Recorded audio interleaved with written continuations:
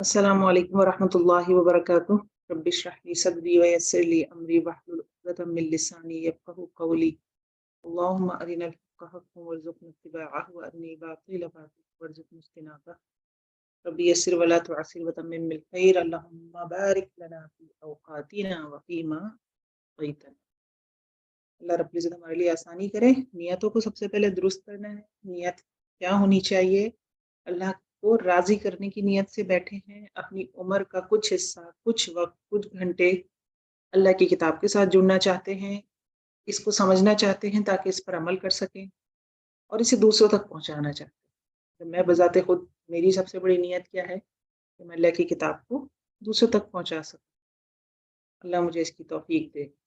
اور آپ لوگ اب جان رہے ہیں تو آپ میں سے بھی ہو سکتا ہے کچھ ایسے ہوں جو درس و تدریس کے اس شعبے سے جڑے ہوئے ہوں، تو اپنے لیے اسپیشلی دعا مانگے، اور جو نہیں بھی جڑے ہوئے وہ بھی، جب ہمیں کوئی بات پتہ چلتی ہے جو اللہ رب العزت نے فرمائی ہو، تو سب سے پہلے تو ہمارے گھر والے ہیں نا۔ تبلیغ کا آغاز کہاں سے کیا جاتا ہے؟ اپنے گھر سے کیا جاتا ہے۔ اور گھر میں کون ہوتے ہیں؟ خاتون کے ماتحت کون ہے؟ اسپیشلی اس کی اولاد۔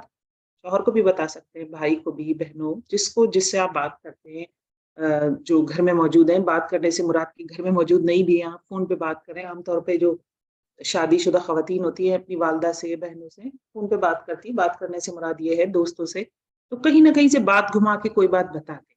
ٹھیک ہے، پوری فل تبلیغ تو نہیں ہوتی، یہ حکمت نہیں ہے۔ آپ صلی اللہ علیہ وسلم بھی ہر وقت نصیحت نہیں کیا کرتے تھے۔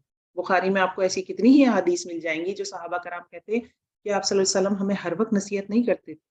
لیکن جب آپ بخاری میں کچھ احادیث ایسی دیکھیں گی کہ جس میں جیسے ہی موقع بنا تو آپ صلی اللہ علیہ وسلم نے موقع کے حساب سے ایک دو جملے نصیحت کے کہہ دیے۔ جیسے کہ ایک مثال موجود ہے کہ بحرین سے کچھ سامان آیا اور وہ تقسیم ہونا تھا مدینے میں، تو کچھ انصاری تھے، انہیں پتہ چلا کہ اچھا بھائی بحرین سے جو کلیکشن ہوتی ہے وہ آ گئی ہے اور وہ اب تقسیم ہونی ہے سب میں۔ صبح فجر کی نماز میں وہ حاضر ہوئے، جب ویسے بھی حاضر ہوتے تھے لیکن انداز مختلف تھا، تو جب وہ حاضر ہوئے تو آپ صلی اللہ علیہ وسلم نے پہچان لیا۔ آپ صلی اللہ علیہ وسلم نے پوچھا کہ مطلب پہلے خوشخبری سنائی، یہ نہیں کہا کہ پہلے تبلیغ کر دی۔ مال تھا نا، وہ مال کی محبت ہے، وہ تو ہمارے اندر رکھ دی گئی، آج آیات بھی آ جائیں گی سورہ آل عمران، تو وہ مال تھا، لیکن آپ صلی اللہ علیہ وسلم نے پہلے کہا کہ خوشخبری ہے، خوش ہو جاؤ، خوشخبری ہے تمہارے لیے کہ تمہیں یہ مال ملے گا۔ پھر مال کی محبت کے حوالے سے نصیحت، تو موقع محل دیکھ کر آپ صلی اللہ علیہ وسلم نصیحت فرمایا کرتے تھے۔ تو ہمارے لیے بھی یہی ہے، یقیناً ہمیں خود نصیحت کی ضرورت ہوتی ہے اور دوسروں کو بھی نصیحت کرنی چاہیے، لیکن اللہ ہمیں یہ توفیق دے، کیونکہ بڑی ایک ایمانداری کی بات ہے کہ ہم نصیحت وہی کریں جس پر ہم خود عمل کر سکیں، ٹھیک ہے نا۔ کوشش یہی ہونی چاہیے کہ اب ہماری زندگیاں تو واٹس ایپ والی ہو گئی ہیں نا، کوئی ہم چیز پڑھ رہے ہوتے ہیں، ہمارے دل کو لگ رہی ہوتی ہے، ساتھ ساتھ ایک اندر سے خیال ابھر رہا ہوتا ہے کہ میں فارورڈ کر دوں۔ ہمارے اندر کیا خیال ابھرنا چاہیے؟ یہ چیز میں نے اپنے اندر پیدا کرنی ہے، لیکن خیال کیا ابھر رہا ہوتا ہے؟ اچھا یہ میں اپنی بہن کو بھیج دوں، یا میں اپنی فرینڈ کو فارورڈ کر دوں، یا فلاں گروپ میں بھیج دوں۔ ہم جیسے ایزی منی ہے نا، آج کل ہر چیز ایزی ہے، صبر نہیں کرنا پڑتا آپ کو، فنگر ٹپس پہ ہر چیز ہے، جو کرنا ہے گھر سے بیٹھے لیپ ٹاپ سے کر لیا، موبائل سے کر لیا، سب کچھ آسان ہے۔ پیسے ٹرانسفر کرنے ہیں، کسی کو میسیجز بھیجنے، کسی سے بات کرنی ہے، تو ہم نے جنت کو بھی اسی اسکیل پہ لے آئیں، نیکیوں کو بھی اسی اسکیل پہ لے آئیں کہ ایزی پیزی ہونی چاہیے۔ آپ واٹس ایپ پہ فارورڈ کر دیں میسج اور ٹھیک ہے، بس صحیح ہے، اس سے زیادہ ایزی کیا ہوگا۔ بہرحال ہم شروع کرتے ہیں سورہ آل عمران۔ اللہ ہمیں توفیق دے کہ ہم نیکیوں کو ویسے ہی کریں جیسے کرنی چاہیے۔ اچھا جی، تیسرا پارہ ہے ہمارا الحمدللہ باذن اللہ تعالی، سورہ آل عمران شروع کرتے ہیں۔ سورہ یہ اعوذ باللہ من الشیطان الرجیم، بسم اللہ الرحمن الرحیم، الف لام میم، اللہ لا الہ الا هو الحی القیوم، نزل عليك الكتاب بالحق مصدقا لما بين يديه وأنزل التوراة والإنجيل من قبل هدى للناس وأنزل الفرقان إن الذين كفروا بآيات الله لهم عذاب شديد والله عزيز ذو انتقام۔ سورہ آل عمران اور سورہ البقرہ، ٹھیک ہے، ان کو زہراوین کہتے ہیں، یعنی دو روشنی والی صورتیں، یا آپ ان کو اس طرح سے کہہ سکتے ہیں کہ یہ جیسے کہ سورج اور چاند، ٹھیک ہے، کیونکہ قرآن میں صورتیں جوڑوں میں، تو یہ جوڑا ہے صورتوں کا۔ جیسے آپ اس میں مماثلت بھی دیکھیں گے، سورہ آل عمران میں حضرت عیسیٰ علیہ السلام کی جو بغیر باپ کی تخلیق ہوئی اس کا تذکرہ آ جائے گا، آپ سورہ البقرہ میں ہم نے حضرت آدم علیہ السلام کو تذکرہ دیکھا، وہ بھی بغیر باپ کی تخلیق ہوئے. پھر آپ یہ دیکھیں کہ اس کے آخر میں بھی دعائیں ہیں، سورہ البقرہ کے آخر میں بھی دعائیں تھیں. بہت ساری مماثلت ہے اس میں. زیادہ تذکرہ یہودیوں کا ہوا ہے، یہاں پہ بنی اسرائیلیوں سے کرسچن سے، نصارہ سے بات ہوگی، یعنی اہل کتاب دونوں میں مخاطب ہے. بہرحال اس کی کچھ ابتدائی آیتیں، آئی تھنک 82 یا 83 آیات جو ہیں اس کی وفد نجران کے حوالے سے، جب وہ مدینے میں آئے تھے آپ صلی اللہ علیہ وسلم کے پاس، کیونکہ وہ کرسچنز تھے، تو ان کے حوالے سے، ان کے عقائد کی درستگی کے حوالے سے، ان پر حجت قائم کرنے کے حوالے سے نازل ہوئی. تو آئیے ہم اس کو اسی سینیریو میں دیکھتے ہیں. الف لام میم حروف مقطعات ہیں. اللہ لا الہ الا هو الحی القیوم، اللہ تعالیٰ کوئی الہ نہیں مگر اللہ رب العزت. الحی القیوم، وہی کون ہے؟ حی، جو زندہ ہے، اور قیوم، جو قائم ہے. زندہ ہے، زندہ رکھتا ہے، اور قائم ہے، خود بھی قائم اور قائم رکھنے والا ہے. نزل علیک الکتاب بالحق، اور ہم نے نازل کی، اس نے نازل کی علیکہ آپ صلی اللہ علیہ وسلم پر کتاب. کس کے ساتھ؟ حق کے ساتھ. کتاب سے کون سی کتاب مراد ہے؟ قرآن مراد ہے. مصدقا لما بین یدیہ وانزل التوراۃ والانجیل، یہ تصدیق کرنے والی ہے اپنے سے پہلے والی کتابوں کی، اور اسی نے نازل کی تورات اور انجیل. اس میں ایک فرق آپ دیکھ لیں، قرآن کے لیے نزلہ آ رہا ہے. نزلہ کا مطلب ہوتا ہے تھوڑا تھوڑا کر کے اتارنا، جبکہ تورات اور انجیل، تورات حضرت موسیٰ علیہ السلام پر، انجیل حضرت عیسیٰ علیہ السلام پر. تورات عبرانی زبان میں تھی، انجیل یونانی زبان میں تھی. تورات عبرانی زبان میں اگر اس کا ترجمہ کریں آپ تو وہ بنتا ہے شریعت، اور جو انجیل جو کہ حضرت عیسیٰ علیہ السلام پر نازل ہوئی، جس میں ان کے مواعظ تھے، خطبات تھے، مطلب اس طرح قرآن کی طرح نہیں تھی، ان کی نصیحتیں وغیرہ تھیں، انہوں نے جو لیکچرز دیے وہ تھے اس میں. تو اگر اس کا آپ ترجمہ کریں تو انجیل جو ہے اس کا ترجمہ واللہ اعلم، میرے ذہن سے اس وقت نکل گیا ہے، بہت معذرت. مجھے یاد آتا ہے ابھی تو میں بیچ میں انشاءاللہ آپ کو بتاتی ہوں. ٹھیک ہو گیا. تو تورات اور انجیل کو ملا کر پھر بائبل بنتی ہے. میں بتائیے، اچھا جی ہاں، انجیل کا جو ترجمہ ہے وہ ہے خوشخبری. ٹھیک ہے، بہرحال یہ ایکسٹرا انفارمیشن تھی. اچھا، نزلہ، قرآن تھوڑا تھوڑا کر کے نازل ہوا. ٹھیک ہے، جیسے جیسے سہولت تھی، جیسے جیسے حالات تھے، جن حالات میں جس طرح کی نصیحتیں کرنی تھی اسی حساب سے نازل ہوا. جبکہ تورات اور انجیل ایک دم سے نازل ہوئی. اچھا، اب میں نے کہا کہ ان کے خطبات بھی ہیں، تو ایڈ بھی کی نا بعد میں، جو ان کے حواری تھے حضرت عیسیٰ علیہ السلام کے، جو ان کے حواری تھے، پھر انہوں نے کتابیں لکھی، انہی کے نام سے وہ کتابیں جو انجیل کا حصہ بنی گئی ہیں. تو اس حوالے سے میں نے کہا کہ ان کے خطبات تھے اس میں. آیت نمبر 4 پہ ہوں میں. من قبل ھدی للناس وانزل الفرقان، اس سے پہلے ہدایت ہے لوگوں کے لیے، یعنی تورات اور انجیل قرآن سے پہلے ہدایت تھی. وانزل الفرقان، پھر اللہ رب العزت نے فرقان نازل کر دیا. فرقان کا مطلب قرآن، قرآن فرق کرنے والا، ہر حق اور باطل میں ہر کتاب نے فرق کیا جو آسمان سے اتری ہے. یہاں کیونکہ فائنل ریویلیشن آ گئی ہے، فائنل وحی آ گئی ہے جو کہ قرآن ہے، تو قرآن کی بات کی جا رہی ہے. ان الذین کفروا بآیات اللہ لهم عذاب شدید، بے شک وہ لوگ جنہوں نے کفر کیا اللہ کی آیات کے ساتھ. اب یہ کون ہے؟ یہ کون سی آیات اللہ کی؟ یہاں کیونکہ قرآن کی بات ہو رہی ہے تو قرآن کے حوالے سے، کہ جو قرآن کا کفر کرتا ہے، قرآن کو نہیں مان رہا، ان کے لیے عذاب ہے دردناک، شدید، سخت عذاب ہے. واللہ عزیز ذو انتقام، اور اللہ غالب ہے، انتقام لینے والا ہے. یعنی اب حق اور باطل قرآن نے آ کے واضح کر دیا. آج کے دور میں بھی، اس وقت اہل کتاب کو تو ٹھیک ہے بات کہی جا رہی ہے، مشرکین کو ٹھیک ہے بات کہی جا رہی ہے، آج کے دور میں بھی قرآن نے ہر ایک چیز کو واضح کر دیا. آج کا انسان وہ انسان نہیں ہے جو اونٹ کی پیٹھ پر سفر کرتا ہو، گھوڑوں کی پیٹھ پر سفر کرتا ہو. ٹھیک ہے، آج تو مارس پہ مشن بھیجے جا رہے ہیں، سورج کے پاس آپ کو پتا شٹل بھیج دیا، وہاں سے ڈیٹا بھیج دیا، اتنا ٹیمپریچر ہوتا ہے سورج کا. چاند پہ قدم رکھ چکا ہے انسان. تو آج کا انسان کیا چاہتا ہے؟ آج کا انسان سائنسی دور کا ہے. جیسے حضرت موسیٰ علیہ السلام کے زمانے میں کیا تھا؟ جادو. سلیمان علیہ السلام کے زمانے میں جادو کا زور زورا تھا. ہاروت اور ماروت اتارے اللہ نے، اس کے حساب سے پھر آیات آئی، ان کی اس سے آزمائش ہوئی. حضرت عیسیٰ علیہ السلام کے زمانے میں طب کا دور تھا. تو حضرت عیسیٰ علیہ السلام کیا کرتے تھے؟ ان کے ویسے ہی معجزات تھے. ہاتھ پیر کے کوڑی کو انہوں نے ٹھیک کر دیا، جس کی اسکن پہ جو ڈیزیز ہوتی ہے، مردوں کو زندہ کر دیا، میڈیسن. ٹھیک ہے نا. حضرت موسیٰ علیہ السلام کے زمانے سے ہم نے دیکھا کہ وہاں پہ بھی جادو کے حوالے سے بھی بات تھی، کیونکہ کنیکشن قریب تھا نا، حضرت سلیمان علیہ السلام سے بہت دور نہیں ہے وہ. لیکن آپ دیکھیں ان کے الگ طرح کے معجزات تھے کہ وہ سانپ پھیر، کیونکہ جادوگروں کو پوری ڈیٹیل آتی ہے، اس میں قرآن میں آئے گی، آگے واقعہ بھی آ جائے گا. آج کے لیے کیا ہے؟ آج کا انسان سائنسی انسان ہے. تو آپ دیکھیں قرآن میں سائنٹیفک فیکٹس ہیں، اور ذاکر نائک جیسے لوگ اللہ رب العزت نے پیدا کیے ہیں اس دور میں، اور وہ دیکھیں وہ ثابت کر رہے ہیں. اب لوگوں پہ ثابت ہو جاتا ہے، اور اگر اس کے باوجود بھی وہ اس طرف نہیں آتے تو پھر وہ کون ہے؟ وہ پھر ان کے لیے ہے عذاب شدید. ایک تو ایک نارمل بندہ ہے نا، جو خود بھی نہیں پڑھتا پڑھا تھا، اس کو اتنی غربت ہے، اس کے پاس اتنے مسائل ہیں، وہ اپنے گھر والوں کو 2 روٹی کھلانے میں لگا ہوا، مسلمان نہیں ہے. ٹھیک ہے نا. تو اس کا تو دماغ اسی میں الجھا ہوا ہے کہ مجھے اپنا پیٹ بھرنا ہے، اپنے گھر والوں کا پیٹ بھرنا ہے، اس پر دعوت پہنچتی ہے، وہ جانتا ہے اسلام بھی کوئی چیز ہے، وہ جانتا ہے قرآن بھی کوئی چیز ہے، اور ایک وہ بندہ جو پیچھے سے خود قرآن میں ریسرچ کر آ رہا ہے نان مسلم، کہ میں کسی سے سوال پوچھوں اور کوئی پروپیگنڈا کھڑا کروں، دونوں کے ساتھ معاملہ مختلف ہوگا۔ یہاں پہ ایک جنرل بات کی جاتی ہے، لیکن جنت اور جہنم کا فیصلہ اللہ رب العزت نہیں کرنا ہے، کس طرح کا عذاب کس کو دیا جائے گا اللہ رب العزت نہیں فیصلہ کرنا ہے۔ کیونکہ جب میں نے یہ بات کہی کہ لہم عذاب شدید، تو آپ یہ نہ سمجھے کہ جتنے نان مسلم دنیا میں نظر آ رہے ہیں اور جو قرآن پہ ایمان نہیں لاتے تو ان کے ساتھ معاملہ ایسے ہونا ہے، نہیں، اللہ رب العزت جانتے لا یکلف اللہ نفسا الا وسعها، یہ ہمیں آیت ہمیشہ یاد رکھنی ہے، جس کی جتنی وسعت تھی، کون سا شخص کن حالات میں تھا، اس کا فیصلہ اس کے حساب سے ہوگا۔ ان اللہ، جی، ان اللہ لا یخفی علیہ شیء فی الارض ولا فی السماء، بے شک اللہ تعالیٰ سے کوئی چیز پوشیدہ نہیں، چاہے وہ زمین میں ہو یا آسمان میں ہو۔ هو الذی، اللہ وہ ذات ہے، یصورکم، وہ صورتیں بناتا ہے تمہاری، فی الارحام، رحموں میں، ماں کے پیٹ میں، کیف یشاء، جس طرح وہ چاہتا ہے، ٹھیک ہے، پیٹ سے باہر آنے کے بعد، جوان ہونے کے بعد، جب طاقتیں قوتیں عروج پہ ہوتی ہیں، پھر ہم اپنی ناک بھی بدلوا رہے ہوتے ہیں، ہونٹ بھی موٹے کروا رہے ہوتے ہیں، گالوں کی ہڈیاں بھی ابھروا رہے ہوتے ہیں، لیکن پھر وہ ڈسفگر ہو جاتا ہے چہرہ کچھ سالوں بعد۔ تو اللہ رب العزت سے ہمیں جو بنانا تھا وہ بنا دیا، اس پہ صبر کر کے بیٹھے۔ لا الہ الا ہو، نہیں کوئی الہ مگر وہی، العزیز الحکیم، جو زبردست حکمت والا ہے۔ هو الذی انزل علیک الکتاب، اللہ رب العزت وہ ذات ہے جس نے اتاری تم پر کتاب، کیا اتاری؟ قرآن کی بات ہو رہی ہے۔ منہ آیات محکمات، اس میں کچھ آیات ہیں تو محکم ہیں، پختہ ہیں۔ ہن ام الکتاب، وہ کتاب کی ماں ہیں، وہ کتاب کی جڑ ہیں، وہ کتاب کی اصل ہیں۔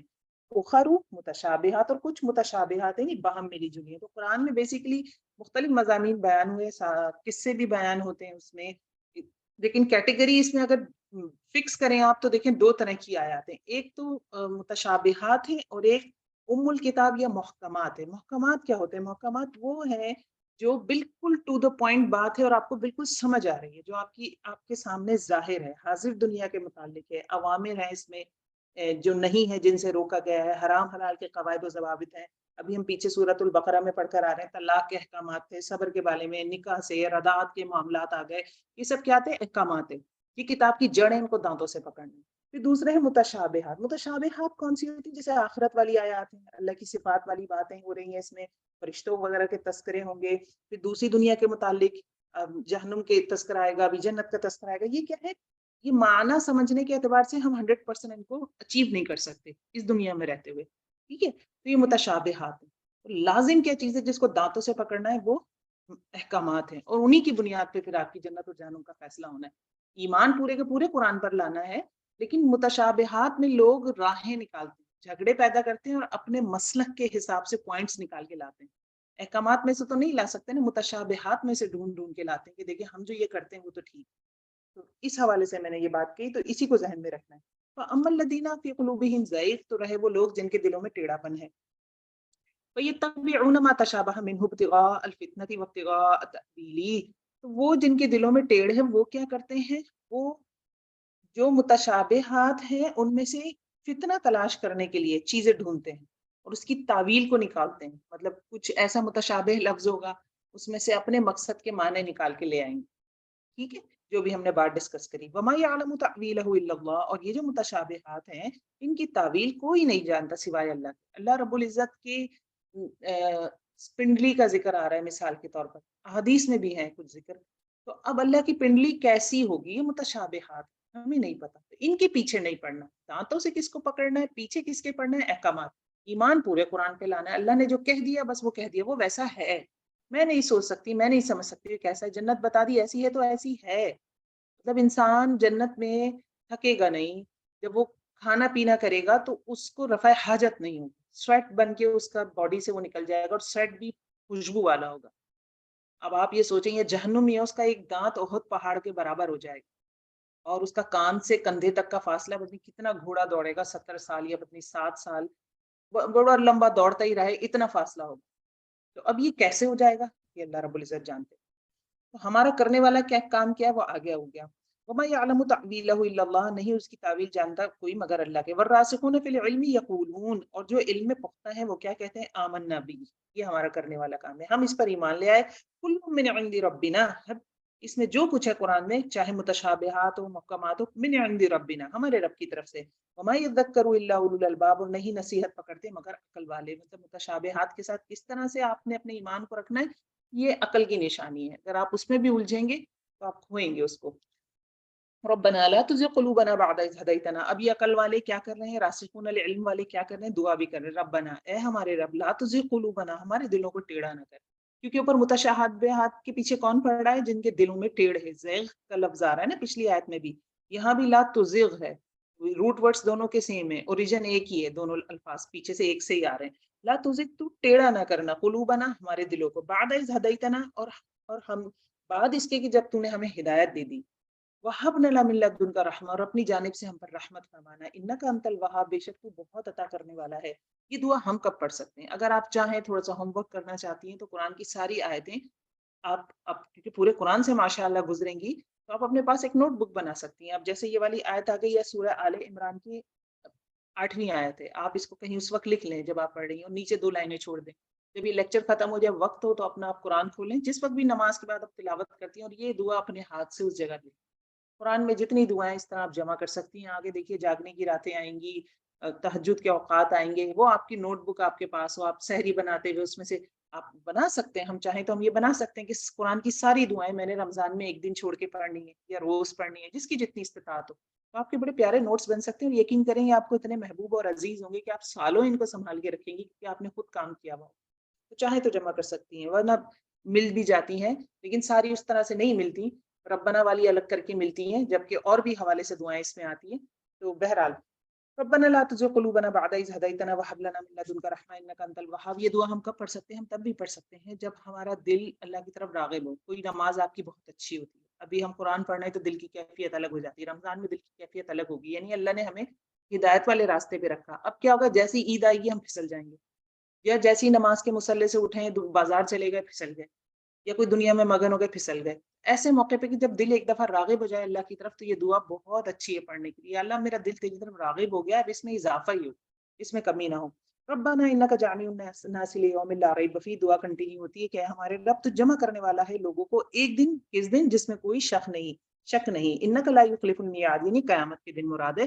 اور بے شک تو اپنے وعدے کو یا مقررہ وقت کو اس کے خلاف نہیں کرے گا، اسے پیچھے نہیں ڈالے گا. خلاف کا مطلب خلف سے ہوتا ہے نا، پیچھے پھینکنا. یعنی وعدہ جو تو نے کیا ہے کہ قیامت آنی ہے، لازم آنی ہے.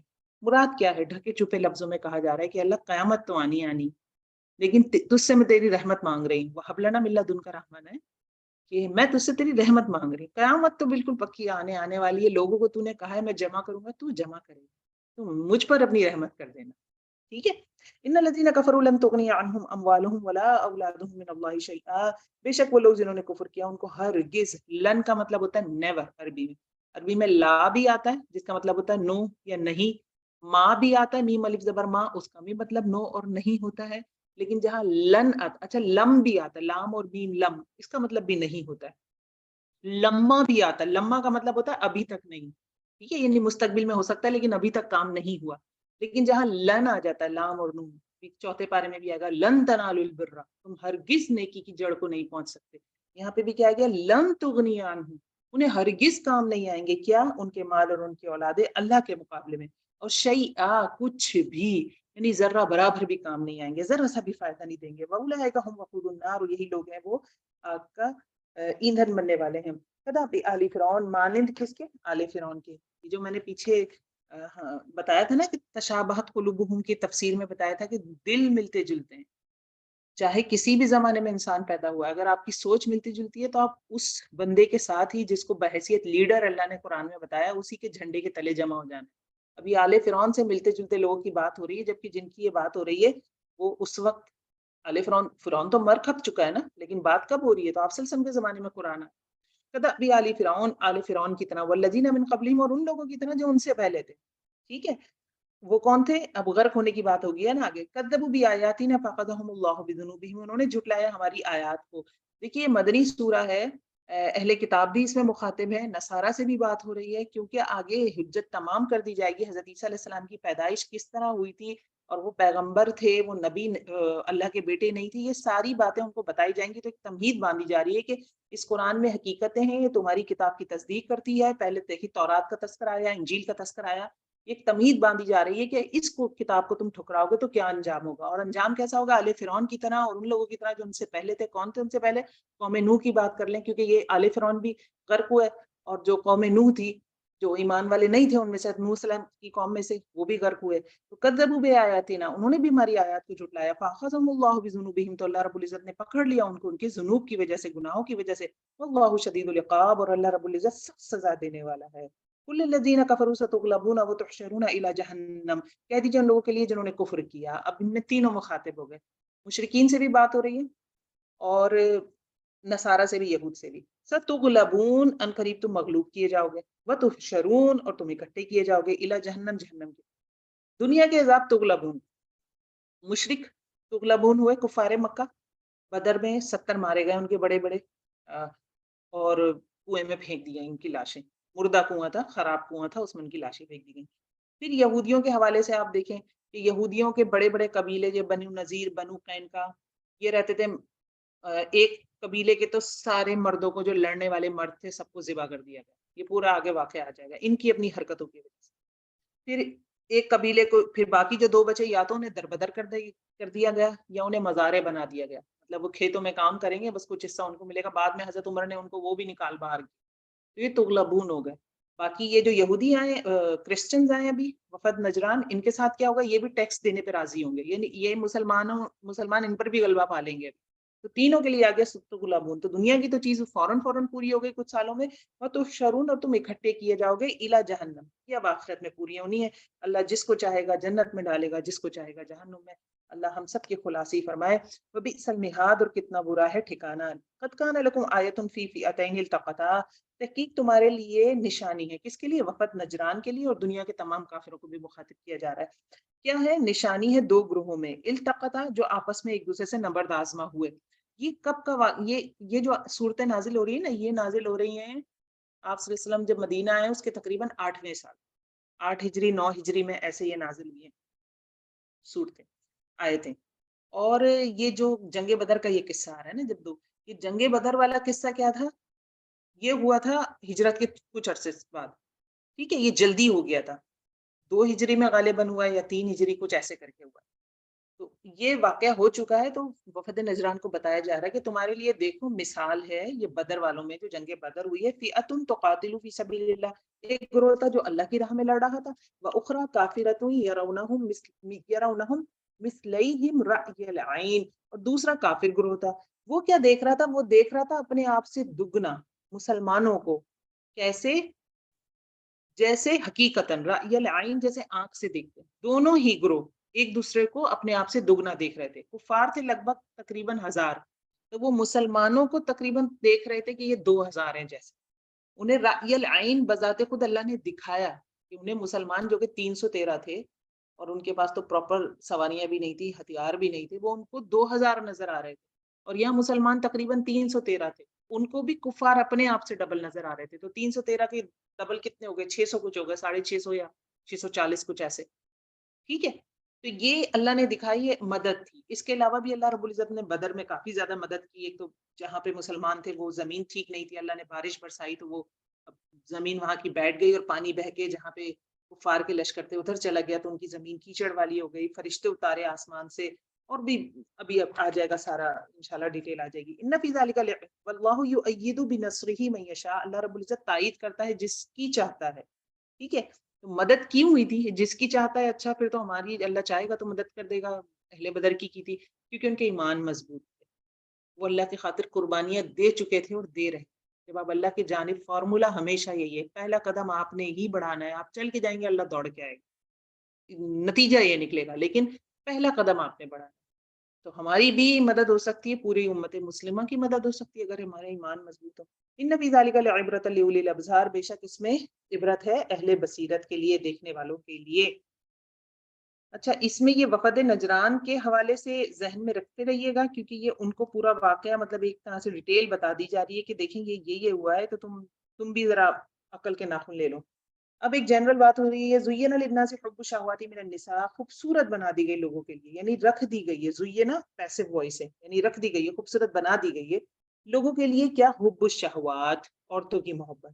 تو سب سے یہ سارے آزمائشیں ہماری، یہ حرام نہیں ہے، یہ آپ کو آگے پتہ چل جائے گا آیت میں، لیکن یہ آزمائشیں ہیں، یہ ہمیں پسند آتی ہیں. اگر کسی کو پسند آتی ہیں تو یہ زینا ہے، اللہ نے ان کے ذریعے دنیا کو خوبصورت بنایا ہے، ان کو برا نہیں کہنا چاہیے. ٹھیک ہے، اگر کوئی مرد اپنی بیوی سے محبت کرتا ہے تو زینا ہے. اگر کسی غیر مرد کو غیر عورت سے محبت ہو جاتی ہے، جیسے کوئی آج کل جو ماشاءاللہ جوان بچے ہیں، آج کل کیا ہمیشہ سے ہی وہ اللہ نے ایک کشش رکھی ہے، جب انسان جوان ہوتا ہے تو اٹریکشن ہوتی ہے اس کو، یہ اللہ کی جانب سے، یہ غلط نہیں ہے. ہاں اس کو لگامیں ڈالنا، حلال طریقے کی طرف آنا، یہ صحیح چیز ہے. اگر اس سے اپوزٹ جائے گا پھر وہ غلط ہوگا. لیکن اگر وہ کسی کے اندر کشش محسوس کرتا ہے تو زینا، اسی سے تو دنیا خوبصورت بنائی گئی ہے. تو یہ ایک نیچرل چیز ہے.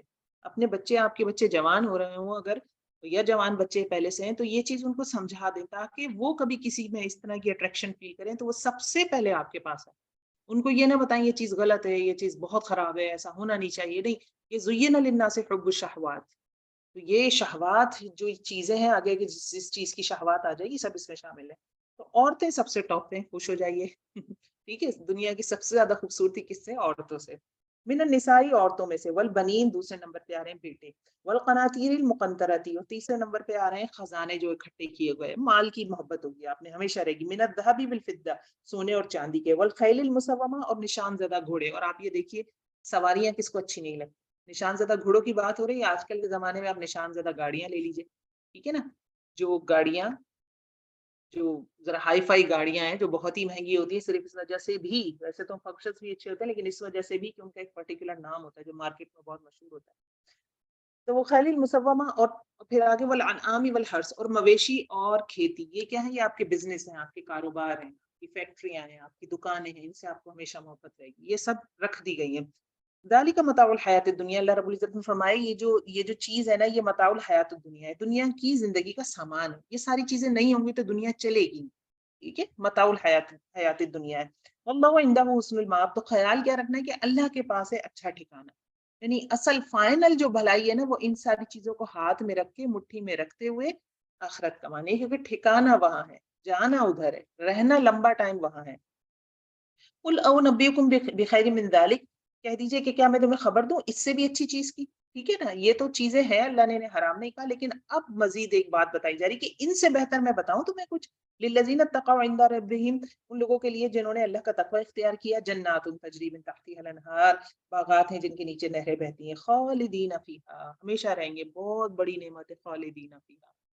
میری موت دنیا میں ہو جائے 50 سال میں اور مجھے جنت ملے 100 سال یا 150 سال یا 200 سال، اب جتنے جتنے سال بڑھاتے جائیں آپ کی اٹریکشن بڑھتی جائے گی، آپ کی آنکھیں پھیلتی جائیں گی. 1000 سال، 2000، 5000، 10,000، لاکھ، کروڑ، اتنے سال. خالدین فیہا، ہمیشہ رہیں گے اس میں، ہمیشہ رہیں گے اس میں. یہ بہت بڑی نعمت ہے، بہت بڑی. ہم سمجھتے نہیں ہیں آیات کو، بس گزر جاتے ہیں. وازواج مطہرہ، اور بیویاں ہوں گی پاکیزہ، یعنی اچھی کمپنی. ایک تو اچھا گھر، جناتن تجری، پھر ہمیشہ کا آپ کو پراپرٹی مل گئی، کوئی نہیں نکالے گا. خالدین فیہا، پھر آپ اکیلے بھی نہیں رہیں گے. ازواج مطہرہ، بیویاں اور وہ بھی مطہرہ. ورضوان من اللہ، اور سب سے بڑی بات کہ اللہ راضی ہے، اس سے بڑی کوئی نعمت نہیں. واللہ بصیر بالعباد، اللہ اپنے بندوں کو دیکھنے والا ہے. الذین یقولون ربنا اننا آمنا، یہ وہ لوگ ہیں جو کہتے ہیں کہ ہمارے رب بے شک ہم ایمان لائے. فاغفر لنا ذنوبنا، بس ہمارے گناہ بخش دے. فاغفر، ڈھانپ دے. وقنا عذاب النار، اور ہمیں آگ کے عذاب سے بچا. تو یہ جو ان چیزوں کو پالیں گے نا، جنات کو اور ان کو، تو دیکھیے ان کی دعا کیا ہے کہ وہ رب اللہ سے کنیکشن میں، ربنا اننا آمنا، ایمان لائے. سب سے پہلے ایمان، پھر فاغفر لنا ذنوبنا. ایمان لانے کے بعد جب کوئی اللہ سے اتنے کنیکشن میں ہے اور اس کے باوجود وہ کہہ رہا ہے گناہ بخش دے، اس کا مطلب ہے کہ وہ بہت کانشیس لائف گزار رہا ہے. ٹھیک ہے نا. وقینا عذاب النار، اور اس کو بہت فکر ہے آگے کی کہ میں کہیں آگ میں نہ جا پڑوں. اگر آپ نماز چھوڑتی ہیں، میں نماز چھوڑتی ہوں، تو اس کا مطلب ہے ہم بے فکر ہیں، ہمیں بالکل فکر نہیں کہ ہم نے قبر میں اترنا ہے. ہم بے فکر ہیں. اگر ہم جھوٹ بول رہے ہیں، غیبتیں کر رہے ہیں، اس کا مطلب ہے ہم بے فکر ہیں. تو ان خواہشات میں نہ رہیں گے. جنات تجری تحت الانہار خالدین فیہا وازواج مطہرہ ورضوان من اللہ، یہ بہت بڑے بڑے انعام ہیں. یہ بے فکرے لوگوں کے لیے نہیں ہوتے. صحیح ہے نا. الصابرین والصادقین، پھر ان کی اور صفات کیا ہے؟ صبر کرنے والے ہیں۔ صبر کیا ہوتا ہے؟ نیگیٹو ریئیکشن سے بچنا۔ صبر کب ہوتا ہے؟ ہر چیز میں صبر ہوتا ہے۔ نماز پڑھنا ہے، اطاعت کرنی ہے، اس میں بھی صبر کرنا پڑے گا۔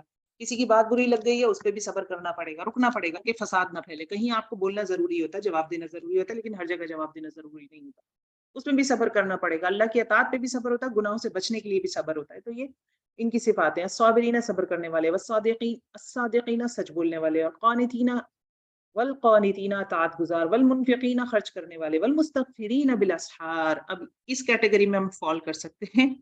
اللہ ہمیں صابرین بھی بنائے، صادقین بھی، قانتین بھی، منفقین خرچ کرنے والے، صدقہ کرنے والے۔ خرچ کرنے سے مراد ہے بخل سے بھی بچنے والے، یہ بھی اسی میں آتا ہے۔ والمستغفرین بالاسحار، اسحار سحر کی جمع ہے، سحر کہتے ہیں سحری کو، جو خواتین کا نام ہوتا ہے نا سحر، سحر نہیں ہوتا، سحر تو جادو ہوتا ہے، ان کا اصل میں نام ہوتا ہے سحر۔ سحر اس وقت کو کہتے ہیں جب رات کا آخری حصہ صبح کے پہلے حصے میں مل رہا ہو، سحری جب ہم کرتے ہیں تو اس وقت جو استغفار کرتے ہیں، تو بہترین جو لوگ عام دنوں میں بھی تہجد پڑھ رہے ہیں تو ماشاءاللہ ان کے کیا کہنے، اور خاص کر کے اب سحری ہے تو ہم اس والے پوائنٹ کو زیادہ پکڑ سکتے ہیں سختی کے ساتھ۔ شہید اللہ انہ لا الہ الا ہو، گواہی دی اللہ نے کہ بے شک نہیں کوئی الہ مگر وہی، والملائکۃ اور فرشتوں نے بھی گواہی دی، واولو العلم اور علم والوں نے بھی گواہی دی۔ کیا گواہی دی؟ قائما بالقسط، کہ وہ عدل کو قائم رکھنے والا ہے، یا اللہ عدل کے ساتھ قائم ہے۔ یہ علم والوں نے کیسے گواہی دی؟ ایسے گواہی دی کہ جب کوئی بھی علم والا، حتیٰ کہ وہ مسلمان نہ بھی ہو، تو وہ دیکھتا ہے کہ کائنات میں ایک بیلنس ہے، ایک خاص مقدار میں بارش، عدل سے مراد انصاف ہے نا، برابری بھی ہے۔ تو ایک تو ہم انصاف برابری سمجھتے ہیں کہ ٹھیک ہے، ہم دنیا میں اگر غریب پیدا ہوئے ہیں تو اسی حساب سے ہمارا آخرت میں فیصلہ ہوگا۔ اگر میں بہت مال والی پیدا ہوئی ہوں تو میں اگر 1 لاکھ روپے صدقہ کر رہی ہوں اور ایک کے پاس پیسے ہی 1 لاکھ ہے، اس میں سے وہ 10,000 صدقہ کرتا ہے، تو شاید دونوں کا صدقہ برابر ہو جائے۔ ٹھیک ہے نا، یہ عدل ہے، یہ ہمیں پتہ ہے، اللہ نے ہمیں بتا دیا ہے کون کن حالات میں نیکی کرتا ہے، اس حساب سے اس کو اجر دیا جائے۔ یہ والے عدل ہم سنتے ہیں۔ یہ اولو العلم والے عدل پہ میں تھوڑی سی بات کرنا چاہ رہی تھی کہ علم والے کیسے بتاتے ہیں کہ ایک ہی الہ ہے۔ 2 پوائنٹ ہے نا، انہ لا الہ الا ہو، اور دوسرا پوائنٹ قائم بالقسط، کہ وہ قائم ہے عدل کے ساتھ۔ جب وہ کائنات کا مطالعہ کرتے ہیں تو ان کو پتہ ہے، چلتا ہے اتنی بیلنسڈ ہے چیزیں کہ ذرا سا بھی بیلنس کہیں سے آپ خراب کریں گے تو تباہ ہو جائے گی دنیا۔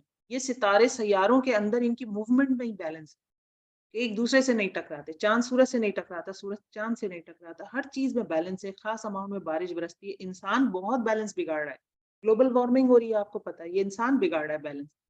اگر یہ انسانوں کے جو اس نے ماڈرنائزیشن کے نام پہ بہت ساری تباہیاں مچائی ہیں، سمندروں کو یہ پلاسٹک کا قبرستان بنا دیا ہے، تو اس کی وجہ سے تباہیاں ہو رہی ہیں نا۔ ادروائز جو اللہ نے زمین بنائی ہے اس میں تو بہت بیلنس ہے، ہر چیز بہت بیلنس ہے، ہر مطلب کاؤنٹنگ ختم ہو جائے گی جتنے کیڑے مکوڑے ہیں، سب کو کھانا ملتا ہے، کہاں سے آ رہے ہیں؟ بیلنس ہے اللہ کا۔ تو علم والے اس بات کی گواہی دیتے ہیں۔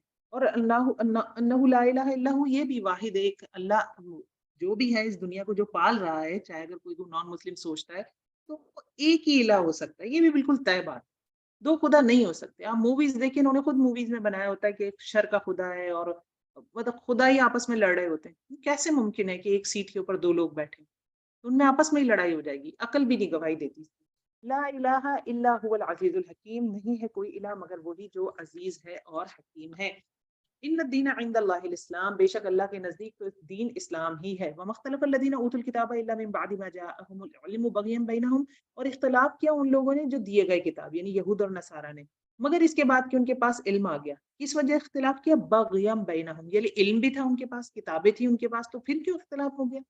ہے نا، کوشچن ہوتا ہے نا، تو بغیم بینہم، اللہ رب العزت وجہ بتا رہے ہیں کہ جب آپ کے پاس علم ہو، آپ جانتے ہو کیا صحیح ہے کیا غلط ہے، اس کے باوجود بھی آپ میں اختلاف ہو رہا ہے، مسائل ہو رہے ہیں، جھگڑے ہو رہے ہیں، اس کا مطلب ہے اس کی بیسک ریزن آپس کی کوئی چپقلش ہے، کوئی حسد ہے، کوئی تکبر ہے، کوئی انا ہے، کوئی بڑا بننے کی خواہش ہے، کوئی اپنی سہ ہے، کوئی اپنی میں ہے۔ ٹھیک ہے، وَمَن يَكْفُرْ بِآيَاتِ اللَّهِ، اور جو کوئی کفر کرے گا اللہ کی آیات کا، یعنی اب قرآن کریم آ چکا ہے تو قرآن کریم کا جو کوئی کفر کرے گا، چاہے آپ تورات مانتے ہو چاہے آپ انجیل مانتے ہو، لیکن اگر قرآن کو نہیں مانو گے فَإِنَّ اللَّهَ سَرِيعُ الْحِسَابِ، تو وقت دور نہیں ہے، اللہ رب العزت بہت جلد حساب لے لیں گے۔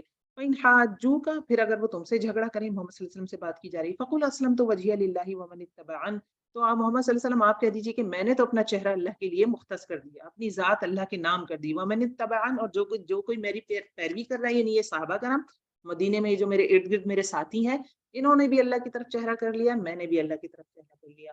وَقُلْ لِلَّذِينَ أُوتُوا الْكِتَابَ، اور کہہ دیجیے ان لوگوں سے جو دیے گئے کتاب، وَالْأُمِّيِّينَ، اور اہل عرب کی بات، امی کسے کہتے ہیں جو پڑھا لکھا نہ ہو، اور ان امیوں سے کہہ دیں، امی لوگ سے مراد اہل عرب ہے۔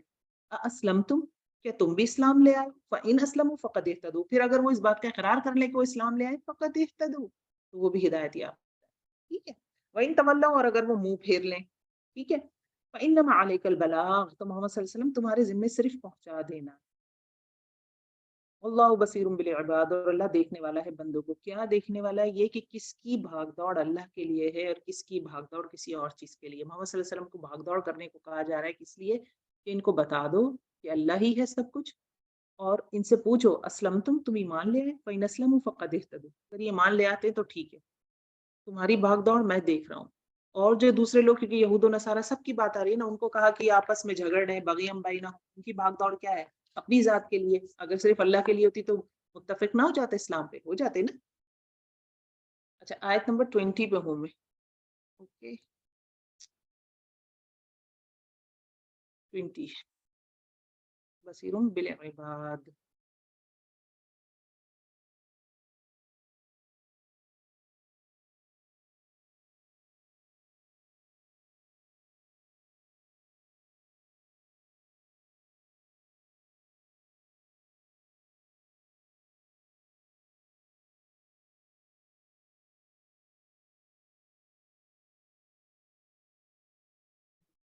تھوڑا سا بس please be connected with me, actually اس میں جو ہے نا پارا سم ہاؤ چینج ہو گیا اسکرین پہ، تھوڑا سا ہولڈ کیجیے گا پلیز۔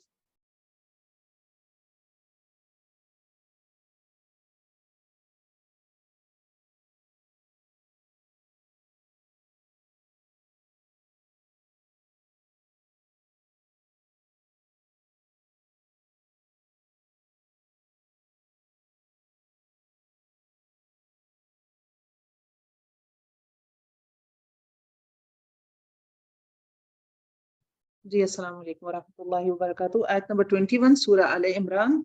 ان الذین یکفرون بآیات اللہ، بے شک وہ لوگ جو اللہ کی آیات پر کفر کرتے ہیں، وہ یقتلون، اور قتل کرتے ہیں، النبیین بغیر حق، نبیوں کو بغیر حق کے، ویقتلون الذین یأمرون بالقسط، اور قتل کرتے ہیں لوگوں کو جو نیکی کا حکم دیتے تھے، من الناس، لوگوں میں سے، فبشرہم بعذاب علیم، تو بشارت دے دیجیے ان کو دردناک عذاب کی۔ کس کی بات ہو رہی ہے؟ یہودیوں کی بات ہو رہی ہے، پیچھے ہم سورہ بقرہ میں اس کی تفصیل دیکھ کر آ چکے ہیں۔ اولئک الذین حبطت اعمالہم، یہی وہ لوگ ہیں جن کے اعمال حبطت، ضائع ہو گئے، کہاں پہ؟ فی الدنیا والآخرہ، دنیا میں بھی اور آخرت میں بھی۔ وما لهم من الناصرین، ان کے لیے کوئی مددگار نہیں۔ الم تر الی الذین اوتوا نصیبا من الکتاب یدعون الی کتاب اللہ لیحکم بینہم ثم یتولی فریق منہم وہم معرضون۔ کیا تم نے نہیں دیکھا ان لوگوں کی طرف؟ کن کی بات ہو رہی ہے؟ علماء اہل کتاب سے، جنہیں کتاب کا ایک حصہ دیا گیا ہے۔ وہ بلاتے ہیں، جب ان کو بلایا جاتا ہے کتاب اللہ کی طرف یعنی قرآن کی طرف، لیحکم بینہم، تاکہ وہ فیصلہ کر دیں ان کے درمیان۔ مراد کیا ہے؟ اللہ رب العزت فرما رہے ہیں کہ یہ جو علماء ہیں یہودیوں کے، نصرانیوں کے، جن کو کتاب کا ایک حصہ دیا گیا ہے، تورات کے عالم ہے، زبور کے عالم، انجیل کے عالم ہے، تو جب ان کو قرآن کی طرف بلایا جاتا ہے تاکہ ان کے آپس کے جھگڑے، جو حضرت عیسیٰ کو لے کے جھگڑے ہیں ان کے، کہ حضرت عیسیٰ کو یہودی نہیں مان رہے اور عیسائی حضرت عیسیٰ کو مان رہے، تو ان کے آپس کے جھگڑوں میں بھی دوری ہو جائے، تو جب ان کو بلایا جاتا ہے قرآن کی طرف، کیا قرآن کی طرف، یہ بتا دے کہ کیا حق ہے، ثم یتولی فریق منہم، تو ان میں سے ایک گروہ اپنا منہ موڑ لیتا ہے، وہم معرضون، اور وہ اسلام سے منہ موڑے ہوئے ہیں، اعراض برتنے والے ہیں۔ ذالک بانہم قالوا لن تمسنا النار الا ایاما معدودات، یہ بات اس وجہ سے ہے کہ ان کا عقیدہ یہ ہے کہ ہم کو آگ نہیں چھوئے گی مگر کچھ گنے چنے دن، ٹھیک ہے۔ یہ جب دین میں بات کیا ہے، سمجھ، بات یہ ہے دین میں نئے عقیدے ایجاد ہو جاتے ہیں، پھر یہ ہوتا ہے جو یہاں پہ ہو رہا ہے۔ ہمارے مذہب میں بھی افسوس کے ساتھ کہنا پڑتا ہے نئے عقائد ہمارے اسلام میں بھی بڑھے، وغرہم فی دینہم، اور دھوکے میں ڈال دیا ان کو ان کے دین نے، ما کانوا یفترون، اس کو جو تھے وہ گڑتے، یعنی ان کے خود ساختہ عقیدوں نے، ما کانوا یفترون، جو انہوں نے خود گڑ لیے نا، خود بنا لیے، ان کی وجہ سے یہ اپنے دین کے بارے میں دھوکے میں مبتلا ہو۔ دیکھیے جب بدعات آتی ہے نا تو انسان کنفیوز ہو ہی جاتا۔ آج ہم میں کتنے جھگڑے ہیں کیونکہ ہم نے سنتوں کو چھوڑ دیا نا، بدعات آ گئی ہیں، تو بندہ کنفیوز رہتا ہے۔ ایک نارمل شخص جس کی اتنی ایکسس نہیں ہے کہ وہ قرآن کو دیکھے، قرآن سے تو خیر ہونی چاہیے، لیکن قرآن کو بہت تفصیل سے اس کی تفسیر میں ایک ایک چیز کو پڑھے، یہ ہر بندے کے لیے بہت مشکل ہو جاتی ہے۔ اب آپ یہ دیکھیے، اور بخاری تک جانا، اصل تو یہ جھگڑوں کے فیصلے بخاری میں آپ کو صحیح سے ملتے ہیں نا، کہ آپ صلی اللہ علیہ وسلم نے کیا، مسلم میں آپ کو ملیں گے نا صحیح سے، تو ہر بندہ تو نہیں جا کے پڑھتا وہاں پہ، تو وہ کنفیوز ہی رہتا ہے کہ اچھا یہ چیز ہے یا چیز نہیں ہے۔ تو وہی بات ان کی کہی جا رہی ہے، فَكَيْفَ إِذَا جَمَعْنَاهُمْ، लियौम ला रैब फीह, तो किस तरह होगा जब हम जमा करेंगे उन सबको एक दिन के लिए, जिसके दिन आने, जिस दिन के आने में कोई शक नहीं, तो वफ़ियत कुल्लु नफ्स मा कसबत, और वो क्या कर दिया जाएगा, पूरा पूरा दिया जाएगा हर नफ्स को जो उसने कमाई की। वहुम ला युज़लमून, और वो जुल्म ना किए जाएंगे। कुलिल्लाहुम्मा मालिकल मुल्की तु'तिल मुल्का मन तशाअ, कह दीजिए मोहम्मद सल्लल्लाहु अलैहि वसल्लम, कह दीजिए ए अल्लाह, ए मालिक बादशाह, ए मालिक बादशाहत के, तू देता है बादशाहत जिसको तू चाहता है।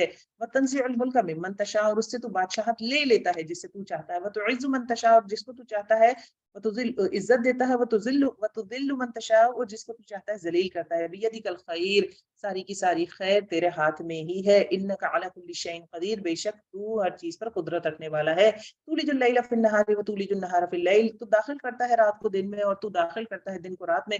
व तुखरिजुल हय्य मिनल मय्यित व तुखरिजुल मय्यित मिनल हय्य, और तू निकालता है जिंदा को मुर्दे से। जिंदा निकलता है मुर्दे से, जैसे दरख्त को मुर्दा बीज में से निकालता है, या इंसान की पैदाइश होती है नुतफे से, जैसे अंडे में से मुर्गी निकलती, चूजा निकलता है। वो तुखरिजुल मय्यित मिनल हय्य, और तू निकालता है मुर्दा को जिंदा से, यानी जैसे जिंदा जानवर है और उससे मुर्दा पैदाइश हो गई, ठीक है ना, या मुसलमान के घर काफिर की पैदाइश हो गई, दिल तो मुर्दा ही है ना। वो तर्जुकु मन तशाउ बिगैरि हिसाब, और तू रिस्क देता है जिसे चाहता है बगैर हिसाब के। ये भी दुआ है बेसिकली, तो जो चाहे इस दुआ को भी लिख ले। ला यत्तखिज़ुल मुमिनीनल काफिरीन औलिया, ना बनाए मोमिन काफिरों को दोस्त, औलिया दिली दोस्त, पक्का दोस्त, मिन दुनिल मोमिनीन, मोमिनीन के सिवा। खास करके उन हालात में ये बात हो रही है। आज के हालात में भी कुछ मुफस्सिरीन ये कहते हैं कि जो औलिया से मुराद, क्योंकि वली वली है ना, अल्लाह के लिए भी वली आता है कि अल्लाहु वलियुल लज़ीना आमनू, तो वली एक ऐसा दोस्त होता है जो बिल्कुल ही गहरा, जिससे आपका दिल जुड़ा हो। तो क्योंकि अगर किसी काफिर से आप इस हद तक दोस्ती करेंगे तो फिर क्या होगा कि उसके साथ आपका अपना दीन खतरे में पड़ जाएगा। तो दोस्ती अलाउ है, मिलना जुलना, साथ उठना बैठना, खाना पीना अलाउ है, लेकिन ये भी एक बहुत बड़ी हकीकत है कि आप कब माहौल का शिकार होकर बदल जाते हैं, आपको खुद पता नहीं चलता। यहाँ उस सिनेरियो में खास करके बात हो रही है क्योंकि मदीने का माहौल है, वहां पे आपको पता है कि मुनाफिक भी हैं और सारे ही मौजूद हैं। तो पक्का दोस्त किसको बनाना है? मोमिनीन को ही। वमन यफअल ज़ालिका, और जो कोई ये करेगा, यानी मुसलमानों को छोड़कर किसी ऐसे को, काफिरों में से किसी को अपना दिली दोस्त बना लेगा, फलैसा मिनल्लाहि फी शै, तो अल्लाह के जिम्मे उसके मामले में कोई चीज नहीं, ठीक है। इल्ला अत्तक़ु मिनहुम तुक़ाता, मगर ये कि तुम अल्लाह से डरो जैसे कि डरा जाता है, या कि तुम बचो, इन दोस्तियों से बचो जैसे बचा जाता है। वयुहज़्ज़िरुकुमुल्लाहु नफ्सा, और अल्लाह रब्बुल इज़्ज़त तुमको डराते हैं अपनी जात से। कुरान में कुछ ऐसी आयत आती हैं जहाँ अल्लाह रब्बुल इज़्ज़त बाकायदा में नजर आ रहा होता है। इसमें बात क्या है समझने वाली, वो ये है कि अल्लाह का तकवा होना चाहिए। कभी कभी हम बहुत रिलैक्स हो जाते हैं और गुनाह करते ही चले जाते हैं, मुस्तकिल करते चले जाते हैं, अल्लाह का खौफ नहीं होता, वजह उसकी ये होती है। वही इलल्लाहिल मसीर, और अल्लाह की तरफ लौटना है। आयत 28 पूरी हो गई अल्हम्दुलिल्लाह। 29 पे आते हैं। कुल इन तुख्फू मा फी सुदूरिकुम औ तुब्दूहु यअलमुल्लाह, और कह दीजिए मोहम्मद सल्लल्लाहु अलैहि वसल्लम इनसे कि जो कुछ भी तुम्हारे सीनों में, अगर तुम इसे छुपाओ या तुमसे जाहिर करो, अल्लाह रब्बुल इज्जत तो उसको जानता है। वो यअलमु मा फी समावाति मा फिल अर्द, वो जानता है जो कुछ आसमानों में और जो कुछ जमीन में है। वल्लाहु अला कुल्लि शैइन कदीर, और अल्लाह रब्बुल इज्जत हर चीज पर कुदरत रखने वाला है। यौम तजिदु कुल्लु नफ्सिन मा अमिलत मिन खैरिन मुहदरा, जिस दिन पालेगा हर नफ्स जो उसने दुनिया में अमल किया खैर में से, क्या मुहदरा, हाजिर अपने सामने, यानी क़यामत के दिन हर शख्स को उसका अमल अच्छा बुरा दोनों ही सामने नजर आ जाएगा, यानी मुजस्सिम हो जाएगा, शक्ल इख्तियार कर लेगा। वमा अमिलत मिन सुइन, और जो उसने अमल किया बुराई में से, अच्छा अमल किसी अच्छी शक्ल में आ जाएगा क़यामत में, बुरा अमल किसी बुरी शक्ल में आ जाएगा। एक तो ये होता है ना, सोच में, दिमाग में बुरा अमल होता है कि मैंने ये बुरा किया, रेग्रेट्स होते हैं, वो ही इतना तंग करते हैं। हत्ता ये कि आपके सामने ही कोई आके खड़ा हो जाए कि ये जना है, ये मैंने जना किया, ये जना, अस्तगफिरुल्लाह माअज़ल्लाह, ये मैंने जना किया था 50 दफा, तो 50 कोई बहुत ही बदसूरत औरतें या कोई बहुत खतरनाक जानवर आपके साथ चिपका रहे पूरे क़यामत के दिन तक, जो कि 50,000 साल का है। ये मैंने एक मिसाल दी है। या कोई नेकी की अच्छी की, जैसे सूरह अल बकरा और आले इमरान जो पढ़ते हैं, क़यामत के दिन वो परिंदों या बादलों की शक्ल में क़यामत के मैदान में आएंगी और आपके सर पे रहेंगी, जहां जहां आप जाएंगे आपके साया रहेंगी। कैसी शान होगी ना, सोचे। अव्वल आखिर सारे इंसान जमा होंगे उस मजमे में, कोई दीवार कोई आड़ नहीं होगी, हर कोई दूसरे को देख सके। तो अच्छा अमल भी हाजिर हो जाएगा, बुरा अमल भी हाजिर हो जाएगा। तवद्दु लौ अन्ना बैनहा व बैनहु अमदन बईदा, वो ख्वाहिश करेगा शख्स, कौन? जिसके साथ उसका बुरा अमल किसी शक्ल में हाजिर होगा ना, वो शख्स ख्वाहिश करेगा कि उसके दरमियान और उसके उस अमल के दरमियान क्या हो, अमदम बईदा, बहुत दूर का फासला हो, यानी ये चीज मुझसे दूर हो जाए। جیسے ایک آتا ہے نا کہ چوری کا جو مال ہوگا وہ قیامت کے دن کندھوں پر ہوگا سوار. آپ نے کسی کے پلاٹ پہ قبضہ کیا ہے تو وہ آپ کے گلے میں ڈال دیا جائے گا پلاٹ.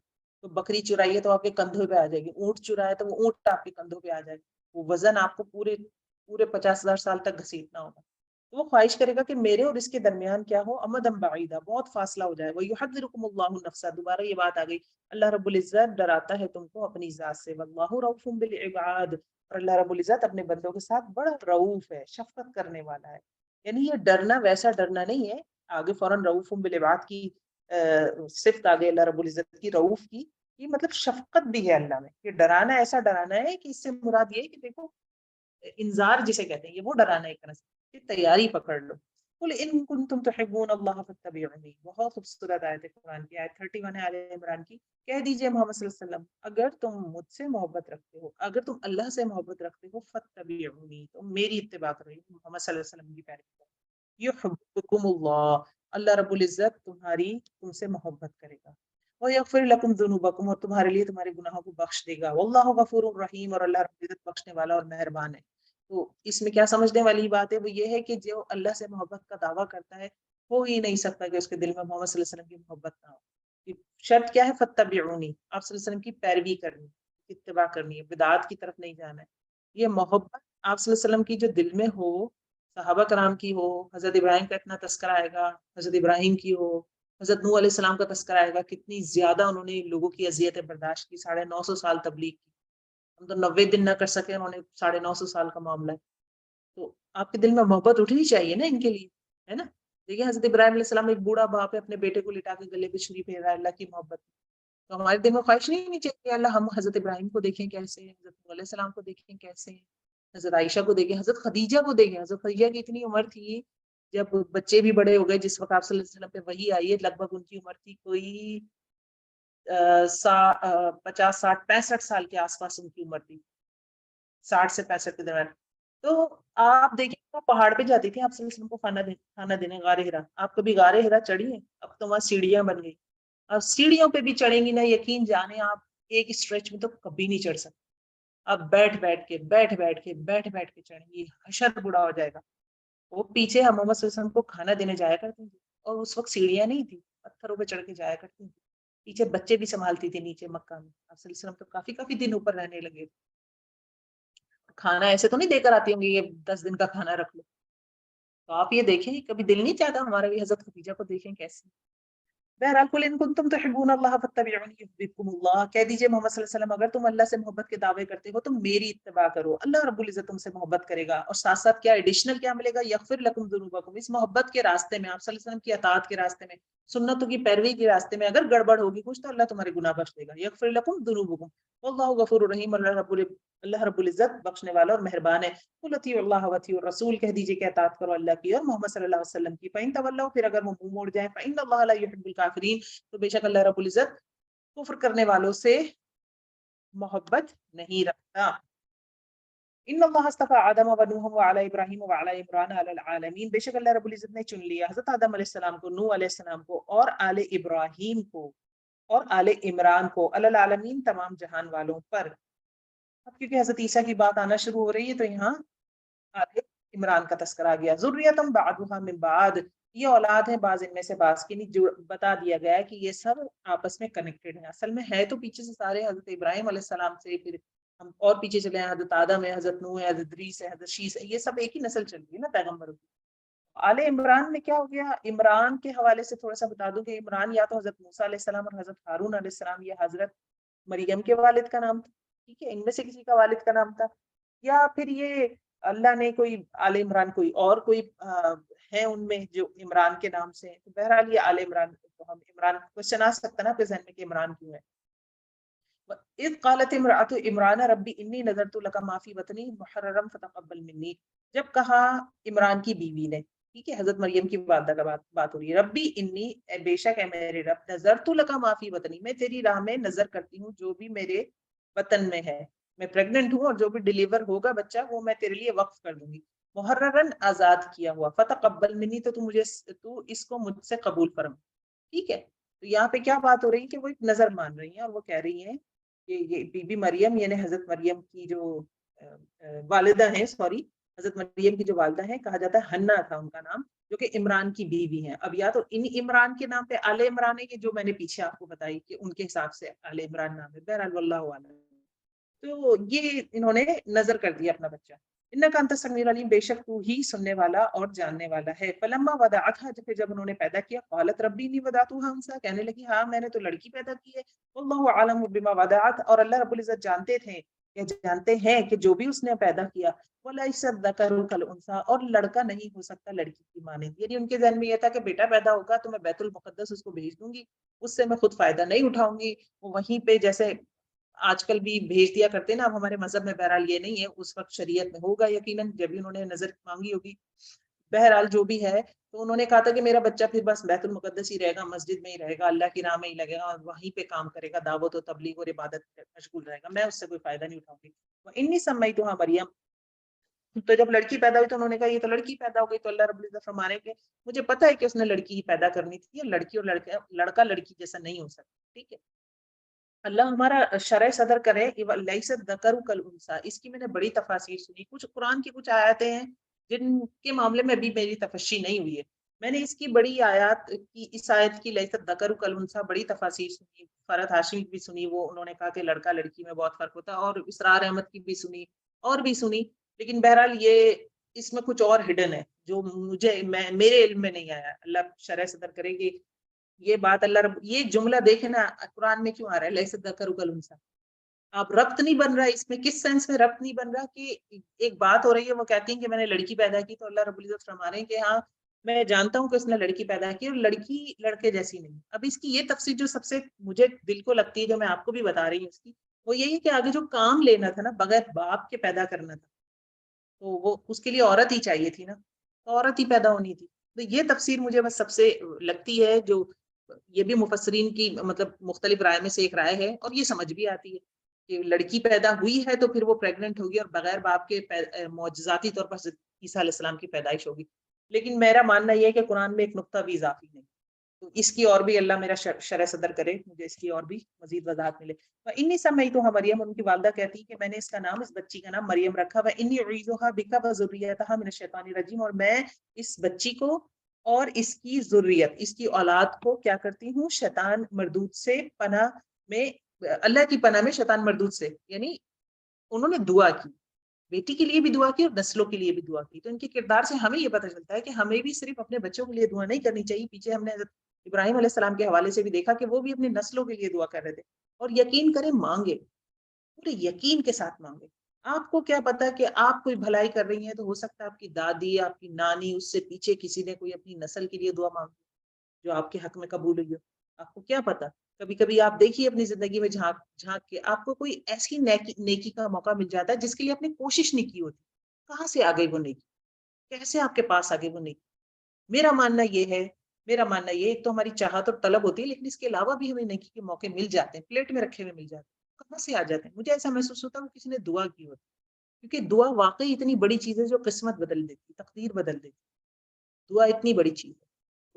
کھل کے دعائیں مانگے کریں، اللہ سے خوب مانگا کریں، اپنی نسلوں کے لیے مانگا، پڑوسی، اساتذہ، سب کو شامل کر دیا کریں. دعا کرنے بیٹھے ذہن میں لاتی جائیں، اپنی بلڈنگ لے آئیں، اپنا شہر لے آئیں، اپنا گھر لے آئیں، اپنا علاقہ لے آئیں، اپنے محلے والے، سسرال والے لے آئیں، اباؤ اجداد لے آئیں، سب کو ذہن میں لا لا کے دعائیں قبول ہوتی، اثر رکھتی ہیں.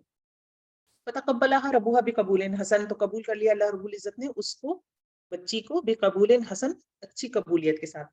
وانبتها نباتا حسنا، اور اس کی بڑی اچھے طریقے پہ پرورش کی. وکفلها زکریا، اور اس کی کفالت کی حضرت زکریا علیہ السلام نے. حضرت زکریا علیہ السلام کہا جاتا ہے، روایت میں ہے کہ حضرت مریم کے خالو تھے، اور بیت المقدس میں جو جتنے بھی مجاور تھے، یا آپ اپنے لفظوں میں مولوی کہہ لیں، اس زمانے میں جو وہاں پہ پیش ہوتے تھے، وہاں پہ وہ ان کے لیڈر تھے ایک طرح سے، یعنی سب سے بڑے عہدے پہ تھے.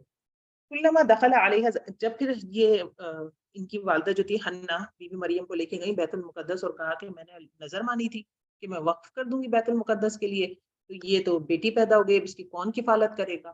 پہلے جب وہ بیٹی لے کے گئی تو سب کو حیران ہوئی کہ لڑکی کہاں رہے گی. لیکن جب انہوں نے اپنی نظر بتائی تو پھر سب کے ذہن میں یہ بات آ گئی، کیونکہ علم والے تھے سارے وہاں. انہوں نے کہا کہ یہ کوئی خاص ہے، تو پھر انہوں نے کہا میں کفالت کروں گا، میں کفالت کروں گا. پھر ایک قرآن دازی کی گئی، قلم پھینکے گئے، قلم کے ذریعے قرآن دازی کی گئی. بس اتنا ہی پتہ چلتا ہے تو بہرحال اس میں حضرت زکریا علیہ السلام کے ذمے آئی، تو انہوں نے وہاں انہیں ایک بیت المقدس میں ایک جگہ محراب تھی، ایک کمرہ کہہ لیں آپ ایک طرح کا، وہاں پہ بی بی مریم رہا کرتی تھی، اور ان کی کفالت دیکھنا اور یہ سب کچھ یہ ان کے خالو حضرت زکریا علیہ السلام کیا کرتے تھے۔ کلما دخل علیہ زکریا، جب بھی حضرت زکریا علیہ السلام ان پر داخل ہوتے نہیں، ملنے جاتے المحراب، ان کے محراب میں، وجد عندها رزقا، تو ان کے پاس کھانا پاتے، قال رزق بے موسمی پھل تھے، یہ بھی کہا جاتا ہے روایت میں، اور یہ بھی کہ ان کے علم میں دن بدن اضافہ ہو رہا تھا، رزق سے مراد علم بھی ہوتا ہے۔ قال یا مریم، کہنے لگے اے مریم، انا لکی ھذا، یہ تیرے پاس کہاں سے آ جاتا ہے؟ تو راجہ رائے ہمیں اب دیکھنے میں یہی لگ رہی ہے کہ مراد بے موسمی پھل ہے یا کھانا ہے، کہتے ہیں یہ والے پھل یا یہ کھانا تمہارے پاس کیسے آ جاتا ہے؟ قالت هو من عند اللہ، وہ کہنے لگی کہ یہ میرے رب کے پاس سے، اللہ کے پاس سے میرے پاس آ جاتا ہے۔ ان اللہ یرزق من یشاء بغیر حساب، بے شک اللہ رب العزت رزق دیتا ہے جس کو چاہتا ہے بغیر حساب، بغیر حساب کے، نان اسٹاپ۔ ہنالک دعا زکریا، یہاں اسی جگہ ہنالک، اسی جگہ حضرت زکریا علیہ السلام نے پکارا ربہ، اپنے رب کو۔ تو جب بھی کوئی اندیکھی بات، حیرت انگیز چیز دیکھیں، کسی پر اللہ کی رحمت دیکھیں، جیسے بھی پیچھے ہم نے دعا پڑھی تو اس میں کیا تھا، تیرے ہاتھ میں ہی خیر ہے، بیدک الخیر، کبھی کوئی ایسی آیت پڑھے فوراً اللہ سے مانگے، بیدک الخیر، اللہ تیرے ہاتھ میں خیر ہے، مجھے خیر عطا۔ یہ وہی رویہ ہے کہ انہوں نے دیکھا کہ حضرت مریم پہ تو خاص انعام ہو رہا ہے اللہ کا، تو فوراً ہی دعا کرنے لگے۔ کیا دعا کرنے لگے؟ ان کی اولاد نہیں تھی۔ قال ربی حب لی من لدنک ذریۃ طیبہ، کہنے لگے کہ اے میرے رب، میرے لیے نیک اولاد، مجھے نیک اولاد دے، من لدنک، اپنے پاس سے، ان طیبہ، پاکیزہ اولاد دے، انک سمیع الدعاء، بے شک تو سننے والا ہے دعا کا۔ فنادته الملائکۃ وهو قائم یصلی فی المحراب، پھر دعا قبول ہوئی کچھ عرصے بعد، تو وہ اپنے محراب میں کھڑے ہوئے نماز ادا کر رہے تھے، تو انہیں فرشتوں نے پکارا، ان اللہ یبشرک، بے شک نماز کی حالت میں اب دیکھیں خوشخبری دی جا رہی ہے کہ بے شک اللہ رب العزت تجھے خوشخبری دیتا ہے، یحییٰ، یحییٰ کی یعنی بیٹا، اور اس کا نام بھی آسمانوں پر ہی رکھ دیا گیا، مصدقا بکلمات من اللہ، جو تصدیق کرنے والا ہے ایک کلمے کی، وہ کلمہ اللہ کی طرف سے ہوگا۔ کون سا کلمہ؟ حضرت عیسیٰ علیہ السلام کی انہوں نے تصدیق کرنی، ٹھیک ہے۔ وہ سیدن، اور کیسا ہوگا؟ سید ہوگا، سید سے مراد سردار، وہ حصوراً، اور پاک باز ہوگا، وہ نبیًا، اور نبی بھی ہوگا، من الصالحین، نیک لوگوں میں سے۔ یعنی صرف بیٹے کی پیدائش کی خوشخبری نہیں دی گئی، وہ بہت ہی اسپیشل بیٹا ہے، نبی بھی ہوگا، ساری باتیں انہیں نماز کی حالت میں ہی بتا دی گئی۔ قال ربی انا یکون لی غلام، کہنے لگے کہ میرے پاس اب، مطلب مجھے اب بیٹے کی کیسے پیدائش ہو سکتی ہے؟ دیکھیں انہیں یقین تھا، اصل میں ان کی عمر بہت زیادہ تھی، تو یقین تو تھا انہیں، لیکن ایک ہوتا ہے نا سوال، تسلی کے لیے کرتا ہے یا کوئی شکر گزاری میں بھی کرتا ہے، آپ کی کوئی بھی فیلنگ ہو سکتی ہے، جیسے کوئی آپ کو بہت بڑا انعام دے رہا ہے تو آپ حیرت سے آنکھیں کھلی ہوں گے، آپ ہاتھ بھی بڑھا رہے ہوں گے اور آپ کہہ رہے ہوں گے یہ اتنا سارا میرے لیے آپ کیوں لے آئی؟ ابھی ایسا ہوتا ہے نا، آپ کسی کے لیے گفٹ لے کے جاتے ہیں تو ایک نیچرل سی بات ہے، بندہ خوش ہوتا ہے، آپ کسی کے لیے تحفہ لے کے جاتے ہیں تو وہ خوشی سے ہاتھ بڑھا رہا ہوتا ہے، اور وہ آگے سے کیا کہتا ہے کہ اس کی تو ضرورت نہیں تھی، آپ یہ کیوں لے آئی؟ تو مختلف ریئیکشنز ہوتے ہیں، تو وہ کہتے ہیں یکون لی غلام، اب اس میں عقل بھی ہے کیونکہ بوڑھے تھے اور ان کی بیوی عاقر تھی، بانجھ تھی، لیکن اب شکر گزاری والا بھی پہلو ہے۔ وقت بلغنی الکبر، میں تو اتنا بوڑھا ہو چکا ہوں، وامرأتی عاقر، اور میری بیوی تو بانجھ ہے۔ قال کذلک اللہ یفعل ما یشاء، فرشتوں نے کہا کہ اسی طرح اللہ رب العزت کرتا ہے جو وہ چاہتا ہے، یہ اللہ کے لیے تو یہ نہیں ہے، یہ اسباب کس کے لیے؟ یہ اسباب انسانوں کے لیے، یہ اسباب دنیا میں، دنیاوی زندگی کے لیے، یہ دنیا ختم ہو جائے گی، یہ دارالاسباب ہے، آخرت میں سبب نہیں ہوگا۔ قبر میں اگر کسی کو عذاب ہو رہا ہے، آپ باہر سے قبر کھود کے دیکھیں گے، آپ کو عذاب نظر نہیں آئے گا، کیونکہ ہم دنیا والے پیرامیٹر سے دیکھ رہے ہیں، ہم دنیا کے ڈائمینشن میں کھڑے ہیں، لیکن وہ کسی اور ڈائمینشن میں بھی ہے، ایٹ دا مین ٹائم وہاں پہ اگر اس کو عذاب ہو رہا ہے تو وہ اسباب کی ضرورت نہیں ہے کہ ہمیں آگ، سبب جلانے کا سبب آگ ہمیں جلتی ہوئی نظر آئے۔ یہ شہید ہے، اللہ نے کہا کہ وہ زندہ ہے، اب شہید کی قبر کھودیں تو آنکھیں تو نہیں کھلی ہوں گی، کلام تو نہیں کر رہا ہوگا آپ سے، لیکن اللہ نے کہا ہے کہ تم شعور نہیں رکھتے۔ اب وہ جس طرح کی زندگی جی رہا ہے وہ بغیر اسباب والی ہو سکتا ہے جی رہا ہوں، کیونکہ دارالاسباب تو دنیا ہے۔ اور ربی جعل لی آیا، کہنے لگے کہ میرے لیے نشانی بنا دیں، کوئی نشانی بتا دیں۔ اچھا یہ بات انہوں نے کیوں کہی؟ اس لیے کہی کہ ایک روایت میں تفسیر یہ بھی ملتی ہے کہ نشانی اس لیے مانگی کہ پتہ چل جائے کہ بشارت یہ 100% اللہ کی طرف سے ہی ہے، یہ جو میں سن رہا ہوں، یہ آواز دی جا رہی ہے، یہ فرشتے ہی۔ قال آیتک اللہ تکلم الناس، کہنے لگے کہ نشانی تیرے لیے یہ ہے کہ تو بات نہیں کر سکے گا کسی سے، ثلاثۃ ایام، 3 دن تک، الا رمزا، مگر اشارے سے، یعنی اب شیطان آپ کو یہ تو نہیں کر سکتا نا کہ آپ کے جسم کو اس طرح سے خراب کر دے۔ اور بھی اس کی دوسری تفاسیر بھی موجود ہے، میں نے ایک تفسیر آپ کو بتائی، وَاذْكُرْ رَبَّكَ كَثِيرًا، لیکن اس حال میں بھی کہ تم بات نہیں کر پا رہے ہو، مگر حدیث میں ملتا ہے کہ وہ بھویں اٹھا کر، بھووں کے اشارے سے ایسے بات کیا کرتے تھے، اور روایات میں ملتا ہے. اور ایک حدیث میں یہ ملتا ہے کہ اگر کسی کو اللہ کا ذکر کرنے کی اجازت نہ ہوتی تو وہ حضرت زکریا علیہ السلام ہوتے، لیکن ان کو بھی اس حالت میں بھی کہ وہ بات نہیں کر پا رہے، کیا کہا جا رہا ہے، وَاذْكُرْ رَبَّكَ كَثِيرًا، تم اپنے رب کو بہت یاد کرو. اس میں ایک امپورٹنٹ چیز یہ بھی ہے کہ جب ہمیں بھی بہت کوئی نعمت ملے تو اللہ کا ذکر بڑھا دیں، خوشی کے وقت اللہ کا ذکر بڑھائیں. اس لیے سجدہ شکر ہوتا ہے، فوراً بندہ سجدے میں گرتا ہے. ٹھیک ہے نا. وَسَبِّحْ بِالْعَشِيِّ وَالْإِبْكَارِ، اور تسبیح کریں شام کے وقت اور صبح کے وقت. یہ رات اور صبح شام کے اذکار بھی مراد ہے.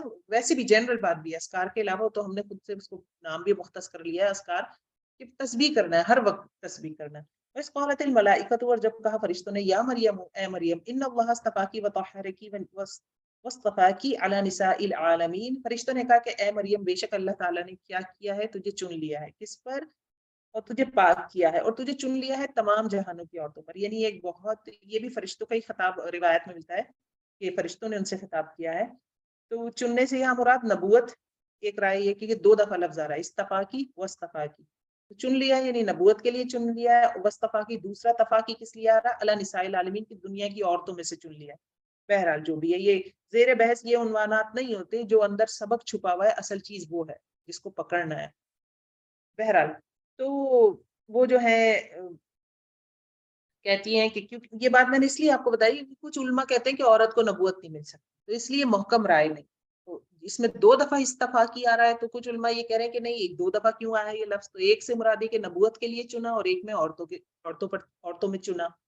تو اس میں دونوں رائے موجود ہے. کچھ علماء کہتے ہیں نہیں، عورت کو نبوت نہیں ملتی، اس کے مسائل الگ ہیں، اس نے خاص ایام گزارنے ہیں، پھر وہ جسمانی طور پہ مرد کے مقابلے میں کمزور ہے، اس کی سیفٹی سیکیورٹی بہت ساری چیزیں. وہ بہرحال یہ مختلف روایات ہیں.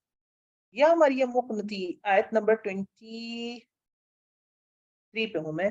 یا مریم، اے مریم، اقنتی تابداری کر، لی ربی کی، اپنے رب کی، وسجدی سجدہ کر، ورکعی اور رکوع کر، مع الراکعین رکوع کرنے والوں کے ساتھ. اب آپ یہ دیکھیے کہ اتنا بڑا مقام مل رہا ہے تو کیا کہا جا رہا ہے کہ وسجدی ورکعی مع الراکعین. ٹھیک ہے، یعنی تم سلیکٹڈ عورت ہو، اب تمہیں شکر گزاری کے طور پر ان چیزوں سے جڑنا ہے. اوپر زکریا علیہ السلام کو بیٹے کی خوشخبری دی تو کیا کہا گیا، وَاذْكُرْ رَبَّكَ كَثِيرًا. اور ہم، اللہ معاف کرے، ہمارے معاملات یہ ہیں جب ہمیں خوشی ملتی ہے تبھی ہم اللہ کو بھولتے ہیں، نعمت ملتی ہے اللہ کو بھولتے ہیں، ایسے مگن ہو جائیں گے، ایسے گم ہو جائیں گے. پریشانی میں تو ہم بھاگ کے جاتے ہیں، لیکن دیکھیے خوشی اور غم دونوں میں اللہ سے کنیکشن میں رہنا ہے. ذالک، یہ من انباء الغیب، غیب کی خبروں میں سے ہے، نوحیہ الیک، ہم آپ کی طرف وحی کر رہے ہیں. کس کی طرف؟ محمد صلی اللہ علیہ وسلم کی طرف. وما کنت لدیہم اذ یلقون اقلامہم، اور تم محمد صلی اللہ علیہ وسلم ان کے پاس نہیں تھے جب وہ اپنے اقلام ڈال رہے تھے. ایہم یکفل مریم، کہ کون مریم کی کفالت کرے گا. یہ پیچھے جو قرآن دازی ہو رہی تھی جو میں نے بات ابھی ڈسکس کی. وما کنت لدیہم اذ یختصمون، اور نہ تم ان کے پاس تھے جب وہ آپس میں جھگڑ رہے تھے. یعنی کفالت کے اوپر ڈسکشن ہو رہی تھی کہ میں کفالت کروں گا اور میں کفالت کروں گا. اس قالت الملائکۃ، جب فرشتوں نے کہا یا مریم، اے مریم، ان اللہ یبشرک، بے شک اللہ تعالیٰ خوشخبری دیتا ہے تجھ کو، بکلمۃ، ایک کلمے کی، منہ، اپنی طرف سے. یہ کلمہ کیوں کہا جا رہا ہے؟ پیچھے بھی کلمہ کہا گیا حضرت عیسیٰ علیہ السلام کو، یہاں بھی کلمہ کہا جا رہا ہے. کیوں؟ کیونکہ حضرت عیسیٰ علیہ السلام اللہ رب العزت کے کلمہ کن سے پیدا ہوئے. ٹھیک ہے، اس لیے انہیں کلمہ کہا جاتا ہے. اسمہ مسیح عیسیٰ ابن مریم، نام ان کا ہوگا عیسیٰ یا مسیح عیسیٰ ابن مریم. یہ ان کا نام. مسیح کیوں رکھا؟ مسیح مسح کرنے سے ہے، اور مسیح جیسے وہ ہوتے ہیں نا جو بہت زیادہ ٹریول کرتے ہیں، اس حوالے سے بھی آتا ہے. دجال کے بھی لیے دجال مسیح ہے نا، کیونکہ پوری دنیا میں چکر لگایا، مکہ مدینہ کے علاوہ سب جگہ ہی لگ بھگ چلا جائے گا. تو اور ان کو مسیح اس لیے بھی کہا جاتا ہے کہ مسح کرنا، ہاتھ پھیرنا، کیونکہ آپ ہاتھ پھیر کر جو اسکن کی ڈیزیز ہوتی ہے اس کو دور کر دیا کرتے ہیں. ٹھیک ہے، تو مختلف اس کی روایات بہرحال ہمیں ملتی ہیں. تو ان کا بھی نام بتا دیا گیا، پہلے حضرت یحییٰ کا بھی نام بتا دیا تھا فرشتوں نے. وجیہن فی الدنیا والآخرہ، وہ بڑے باروب ہوں گے، بڑے ذی وجاہت، بلند مرتبہ. اور وجیہہ ان معنوں میں بھی ہے، ہینڈسم کے معنوں میں بھی ہے. ٹھیک ہے، وجیہہ اس کو بھی کہتے ہیں نا، وجیہہ نام رکھتے ہیں نا، وجیہ، بڑی وجیہ شخصیت کے مالک ہیں، مردوں کے لیے کہا جاتا ہے. تو اس کا مطلب اچھے چہرے والے، بڑی اچھی وجاہت والے، تو واقعی ہینڈسم جسے کہتے ہیں. پھر دنیا میں، والآخرہ، اور آخرت میں، وہ اور آخرت میں کیا ہوں گے؟ من المقربین، مقرب بندوں میں سے ہوں گے. وَيُكَلِّمُ النَّاسُ فِي الْمَهْدِ وَكَهْلًا، اور وہ بات کریں گے لوگوں سے پنگھوڑے میں اور کہولت میں، بڑی عمر میں. وَمِنَ الصَّالِحِينَ، اور صالح لوگوں میں سے ہوں گے. اچھا جی، اب یہ پنگھوڑے میں بات کریں گے، 2 دفعہ بات کرنے کا تذکرہ کیوں آ رہا ہے؟ پنگھوڑے میں تو سمجھ آ رہا ہے کہ بچہ اگر دودھ پیتا ہے، پنگھوڑے میں کون ہوتا ہے بچہ، جو پوٹ ہوتا ہے بچے کا، کہ جب وہ بات نہیں کر پاتا، لیکن حضرت عیسیٰ علیہ السلام موزانہ طور پہ بی بی مریم کی گواہی میں بولے تھے، اپنے والدہ کی گواہی میں اپنا انٹروڈکشن دیا تھا انہوں نے۔ اور دوسرا، کیونکہ وہ ادھیڑ عمر میں اٹھا لیے گئے، کہلا بڑی عمر کو، کہولت کو یا ادھیڑ عمر کو کہتے ہیں نا، تو وہ اٹھا لیے گئے تھے، تو اس کا مطلب ہے کہ وہ واپس آئیں گے۔ یہ اس بات پہ دلیل کرتی کہ انہوں نے واپس آ کر بات کرنی، بات کرنے سے بلا دینی واپس آنا ہے دنیا میں۔ قالت ربی انا یکون لی ولد، کہنے لگی کہ میں مطلب میرے پاس بیٹے کی پیدائش یا لڑکے کی پیدائش کیسے ہو سکتی ہے؟ ولم یمسسنی بشر، مجھے تو کسی مرد نے چھوا بھی نہیں۔ قال کذلک اللہ یخلق ما یشاء، فرشتوں نے فرمایا کہ اسی طرح اللہ رب العزت تخلیق کرتا ہے جو وہ چاہتا ہے، اذا قضى امرا، جب وہ کسی چیز کا فیصلہ کر لیتا ہے، انما یقول، تو وہ کہتا ہے، لہو، اس کام کو، کن، ہو جا، فیکون، وہ ہو جاتی ہے۔ ویعلمہ، اور تعلیم دے گا اللہ رب العزت اس کو، الکتاب، کتاب کی، والحکمت، اور حکمت کی، والتورات، اور تورات کی، والانجیل، اور انجیل کی۔ تورات انجیل سمجھا گیا، حکمت کیا ہے؟ حکمت کہا جاتا ہے کہ ان کے اپنے خطاب تھے، جو حکمت کی باتیں وہ کیا کرتے تھے، جیسے آپ صلی اللہ علیہ وسلم نے بھی تو ہمیں حکمت سکھائی نا، حدیث دیکھیے حکمت سے بھرپور ہے۔ ان کے لیے بھی تھا کہ وہ بھی بڑے، کیونکہ پہلے ہی بات ہوگی وجیہت فی الدنیا والآخرہ، کہ وہ بڑے سمارٹ ہیں، وہ ویسے وجیہت میں پرسنالٹی والے بھی ہیں، ویسے بھی وجیح ہیں وہ۔ ورسولا الی بنی اسرائیل، اور وہ رسول ہوں گے بنی اسرائیل کی طرف۔ انی قد جئتکم بآیہ، اب یہاں سے ڈائلاگ شروع ہو رہے ہیں حضرت عیسیٰ علیہ السلام کے، مطلب یہ بتا دیا گیا کہ وہ بنی اسرائیل تک کے رسول ہیں، ٹھیک ہے، اس کے بعد نہیں ہے وہ، اس کے بعد محمد صلی اللہ علیہ وسلم نے آنا ہے، ان شارٹ یہ چھپی ہوئی بات ہے۔ اب حضرت عیسیٰ کے ڈائلاگ شروع ہوتے ہیں، انی قد جئتکم بآیہ، میں تمہارے پاس ایک نشانی لایا ہوں، من ربکم، تمہارے رب کی طرف سے، اپنے رب نہیں کہا، تمہارے رب کی طرف سے، تبلیغ کر رہے ہیں نا، تو ان کو یقین دلانا ہے کہ اللہ تمہارا رب ہے، اس پہ تو انہیں یقین ہے کہ اللہ میرا رب ہے۔ انی اخلق لکم من الطین کہیئۃ الطیر، میں تمہارے لیے مٹی میں سے، تین کہتے ہیں گیلی مٹی کو نا، تین میں سے کیا کرتا ہوں، ایک پرندے کی شکل بناتا ہوں، یعنی مٹی کا پرندہ بناتا ہوں، انفخ فیہ، تو میں اس میں پھونک مار دیتا ہوں، فیکون طیرا باذن اللہ، تو وہ ایک پرندے کی مانند ہو جاتی ہے، مگر باذن اللہ، اللہ کے حکم سے۔ یہ میرا معجزہ ہے، یہ میری کوئی خدائی طاقت نہیں ہے، میں خدا نہیں ہوں، باذن اللہ کرتا ہوں میں۔ وابرئ الاکمہ والابرص، اور میں شفا دے دیتا ہوں، اچھا کر دیتا ہوں۔ اکمہ کہتے ہیں پیدائشی اندھے کو، ابرص کہتے ہیں کوڑی کا جو اسکن کی بیماری ہے اس کو کہتے ہیں ابرص۔ واحیی الموتى، اور میں زندہ کر دیتا ہوں مردے کو، باذن اللہ، اللہ کے اذن سے۔ میں نے آپ کو پہلے بھی بتایا تھا، ڈسکس ہوا تھا کہ یہ حضرت عیسیٰ علیہ السلام کے زمانے میں طب کا بہت دور تھا، تو ان کو اسی طرح کے معجزات دیے گئے۔ وَأُنَبِّئُكُمْ، اور میں تمہیں بتاتا ہوں، بِمَا تَأْكُلُونَ، جو تم کھاتے ہو، وَمَا تَدَّخِرُونَ، اور جو تم ذخیرہ کرتے ہو، فِي بُيُوتِكُمْ، اپنے گھروں میں، یہ بھی ان کو ایک معجزہ دیا گیا۔ ان فی ذلک لآیہ، بے شک اس میں ایک نشانی ہے، لکم، تمہارے لیے، ان کنتم مؤمنین، اگر تم ایمان لانے والے ہو، یعنی بہت بڑی بڑی نشانیاں ہیں۔ اصل چیز یہ ہے کہ ایمان لانے کا رویہ ہونا چاہیے۔ وَمُصَدِّقًا لِمَا بَيْنَ يَدَيَّ مِنَ التَّوْرَاةِ وَلِأُحِلَّ لَكُمْ بَعْضَ الَّذِي حُرِّمَ عَلَيْكُمْ، اور میں تصدیق کرنے والا ہوں اس کے واسطے، اس کے جو میرے سامنے، یعنی پچھلی ان سے پچھلی کتاب کیا تھی، سامنے سے مراد جو پیچھے گزر چکی، یعنی جو بھی موجود ہے، مٹی نہیں ہے، تورات، یعنی جو حضرت موسیٰ پہ کتاب اتری ہے، میں اس کی تصدیق کرنے والا ہوں، اور تاکہ میں حلال کروں تمہارے لیے بعض وہ چیزیں جو تم نے حرام کر لی خود پر، جو بعض جو حرام کر دی گئی تم پر، وَجِئْتُكُم بِآیَةٍ مِّن رَبِّكُمْ، اور میں تمہارے پاس ایک نشانی لایا ہوں تمہارے رب کی طرف سے، یعنی یہ جو نشانیاں بیان ہوئی انہیں کی بات ہو رہی ہے۔ فاتقوا اللہ، پس ڈرو اللہ سے، وَأَطِیعُونَ، اور میری اطاعت کرو۔ اب یہ ان پر کون سی چیزیں حرام ہو گئی تھی؟ یہودیوں پر، جو حضرت عیسیٰ نے آ کر حلال کر دی۔ کچھ چیزیں اس میں روایات مختلف ہیں، کچھ چیزیں وہ تھیں جو بطور سزا بنی اسرائیل پر حرام ہو گئی تھی، یہ چربی وغیرہ کا واقعہ آ جائے گا کہ چربی انہوں نے، اس میں بھی وہ ڈنڈی مارتے تھے، چربی پگھلا کے بیچ دیا کرتے تھے، لیکن جانوروں میں جو چربی نکلتی ہے وہ ان پر کسی وجہ سے حرام کر دی گئی تھی۔ پھر اور جو انہوں نے اپنی منہ شگافیاں کی تھی، ان کی وجہ سے اللہ نے ان پہ تھوڑی سی شریعت تنگ کر دی تھی۔ دیکھیے ہم نے دیکھا تھا نا بنی اسرائیل کا رویہ، اگر گائے کے بارے میں سوال کیے جا رہے ہیں تو پھر وہ حرام ہوتی گئی نا چیزیں، کہ اس کا یہ بھی رنگ نہ ہو، اس نے کھیت میں پانی بھی نہ پلایا ہو، تو چیزیں تنگ کر دی گئی۔ ان اللہ ربی و ربکم، بے شک میرا رب اور تمہارا رب اللہ ہی ہے، ایک ہی ہے، فاعبدوہ، اسی کی عبادت کرو، ھذا صراط مستقیم، یہ ان کا سیدھا راستہ ہے۔ وفد نجران کو یہ باتیں سنائی جا رہی ہیں کیونکہ وہ حضرت عیسیٰ کو کیا مانتے ہیں؟ اللہ کا بیٹا اور رب مان رہے ہیں۔ قرآن میں بتایا جا رہا ہے حضرت عیسیٰ کیا کہہ رہے ہیں؟ ان اللہ ربی و ربکم، اللہ میرا بھی رب ہے، تمہارا رب ہے، فاعبدوہ، اسی کی عبادت کرو، ھذا صراط مستقیم، یہ سیدھا راستہ۔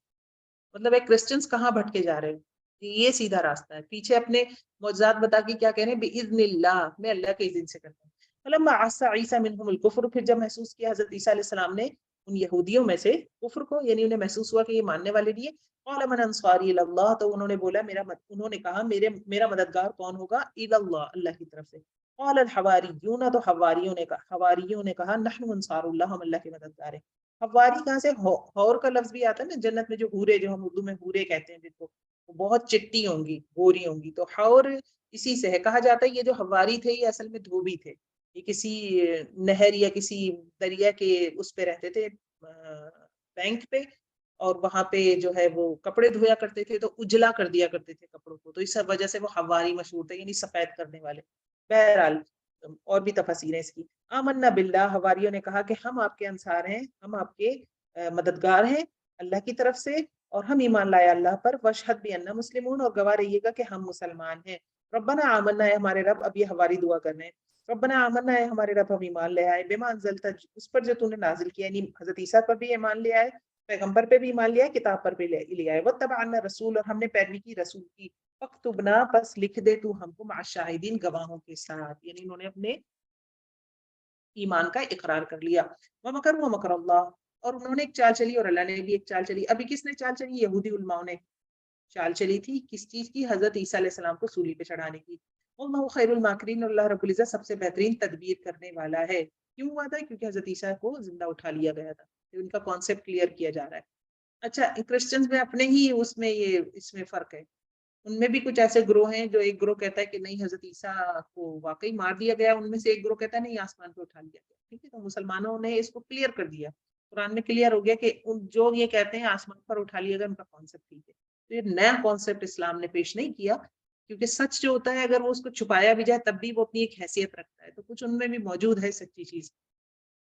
اس قال اللہ یا عیسیٰ، جب اللہ رب العزت نے حضرت عیسیٰ سے فرمایا اے عیسیٰ انی متوفیک، میں تجھے فوت کرنے والا ہوں، ورافعک، اور اٹھا لینے والا ہوں، الیہ، اپنی طرف، ومطہرک من الذین کفروا، اور میں تجھے پاک کرنے والا ہوں ان لوگوں سے جنہوں نے کفر کیا۔ کیا مراد ہے؟ یہودی جو ایمان نہیں لا رہے۔ حضرت عیسیٰ پہ بہت کم لوگ ایمان لائے تھے، یہ حواری ہی تھے لگ بھگ جو صرف ایمان لائے تھے۔ وجاعل الذین اتبعوک، اور میں بنانے والا ہوں ان لوگوں کو جنہوں نے تیری پیروی کی، فوق الذین کفروا، اوپر ان لوگوں کے جنہوں نے کفر کیا، یعنی جنہوں نے پیروی کی، یعنی مسلمان اور عیسائی، مسلمان بھی تو عیسیٰ کو مانتے ہیں نا، تو مسلمان اور عیسائی اوپر ہو جائیں گے کن سے؟ فوق الذین کفروا، ان سے جنہوں نے حضرت عیسیٰ کا انکار کیا۔ کس نے انکار کیا؟ حضرت موسیٰ کو جو مانتے ہیں یہودی۔ تو یہ ایک جنرل بات ہے، آج کی دنیا میں بھی ہے۔ کرسچنز ایک وقت آیا تھا کہ مسلمان تھے عروج پہ، جو یہ امیہ خلافت چلی ہے اور عباسی خلافت چلی ہے، اس میں مسلمانوں کا عروج تھا، مسلمانوں کے بعد یہ عروج عیسائیوں کے پاس آ گیا، ٹھیک ہے نا؟ لیکن یہودیوں کے پاس یہ عروج نہیں رہا، یہودی گاہے بگاہے پٹتے ہی رہے ہیں، آخری دفعہ ہٹلر کے ہاتھوں پٹے ہیں، ہمیں سب کو پتا ہے۔ الی یوم القیامت، قیامت تک، اللہ نے کہا قیامت تک یہودیوں کو عروج نہیں آئے گا۔ ہاں یہ چال بازیوں سے آگے آ جائیں گے، کیونکہ اب آیات آتی ہیں کہ اللہ کی رسی یا لوگوں کی رسی کو تھام لے تو ان کو تھوڑی بچت ہو جائے گی، تو انہوں نے تھامی بھی، اللہ کی رسی کو نہیں تھامی، اللہ کی رسی سے مراد قرآن ہے، لوگوں کی رسی تھامی بھی ہے کہ انہوں نے پولیٹیکلی اپنے قدم جما لیے۔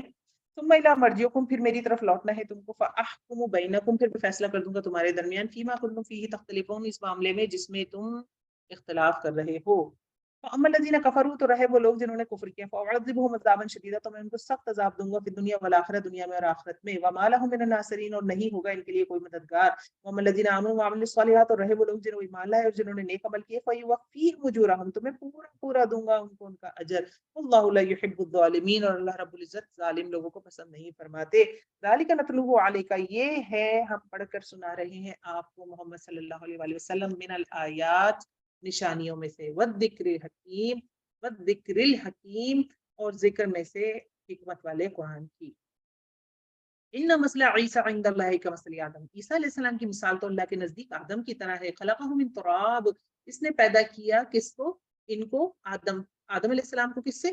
مٹی سے، ٹھیک ہے نا؟ ثم قال له کن فیکن، پھر حضرت آدم کو کہا کہ ہو جاؤ، تو ہو گئے، یعنی ان میں روح پھونک دی۔ الحق من ربک، حق تیرے رب کی طرف سے آ چکا ہے، فلا تکن من الممترین، دیکھو تم شک کرنے والوں میں سے نہ ہو جانا۔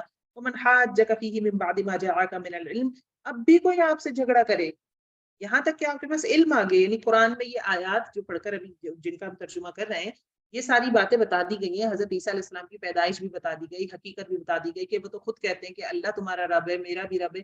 یہ سب علم آنے کے بعد بھی اگر آپ سے جھگڑا کوئی کرے، یعنی اب یہ وفد نجران آیا ہوا ہے یا کوئی بھی عیسائی دنیا کے کسی بھی کونے میں کسی بھی وقت میں کسی بھی مسلمان عالم سے جھگڑا کرے، ٹھیک ہے نا، اب یہ جو آگے آئے تھے یہ محمد صلی اللہ علیہ وسلم کے لیے خاص ہے، ٹھیک ہے. اب یہ نہیں ہو سکتا ہے جھگڑے کے لیے اگر کوئی کرتا ہے تو ہم پیچھے والی آیات پیش کریں گے ایز اے مسلم میں اور آپ، لیکن محمد صلی اللہ علیہ وسلم کے حوالے سے اب وہ کیا کریں گے وہ دیکھیے.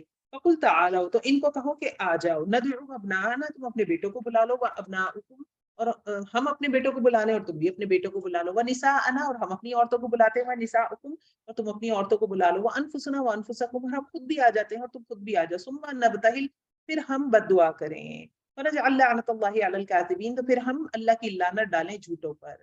تو یہ ایک پروسیس ہوتا تھا، اسے آیت مباہلہ کہا جاتا ہے. آیت 61 سورہ آل عمران کی مباہلہ کا ایک عمل ہوتا تھا، اس میں یہ ہوتا ہے کہ یہ پیغمبر کے لیے خاص ہے.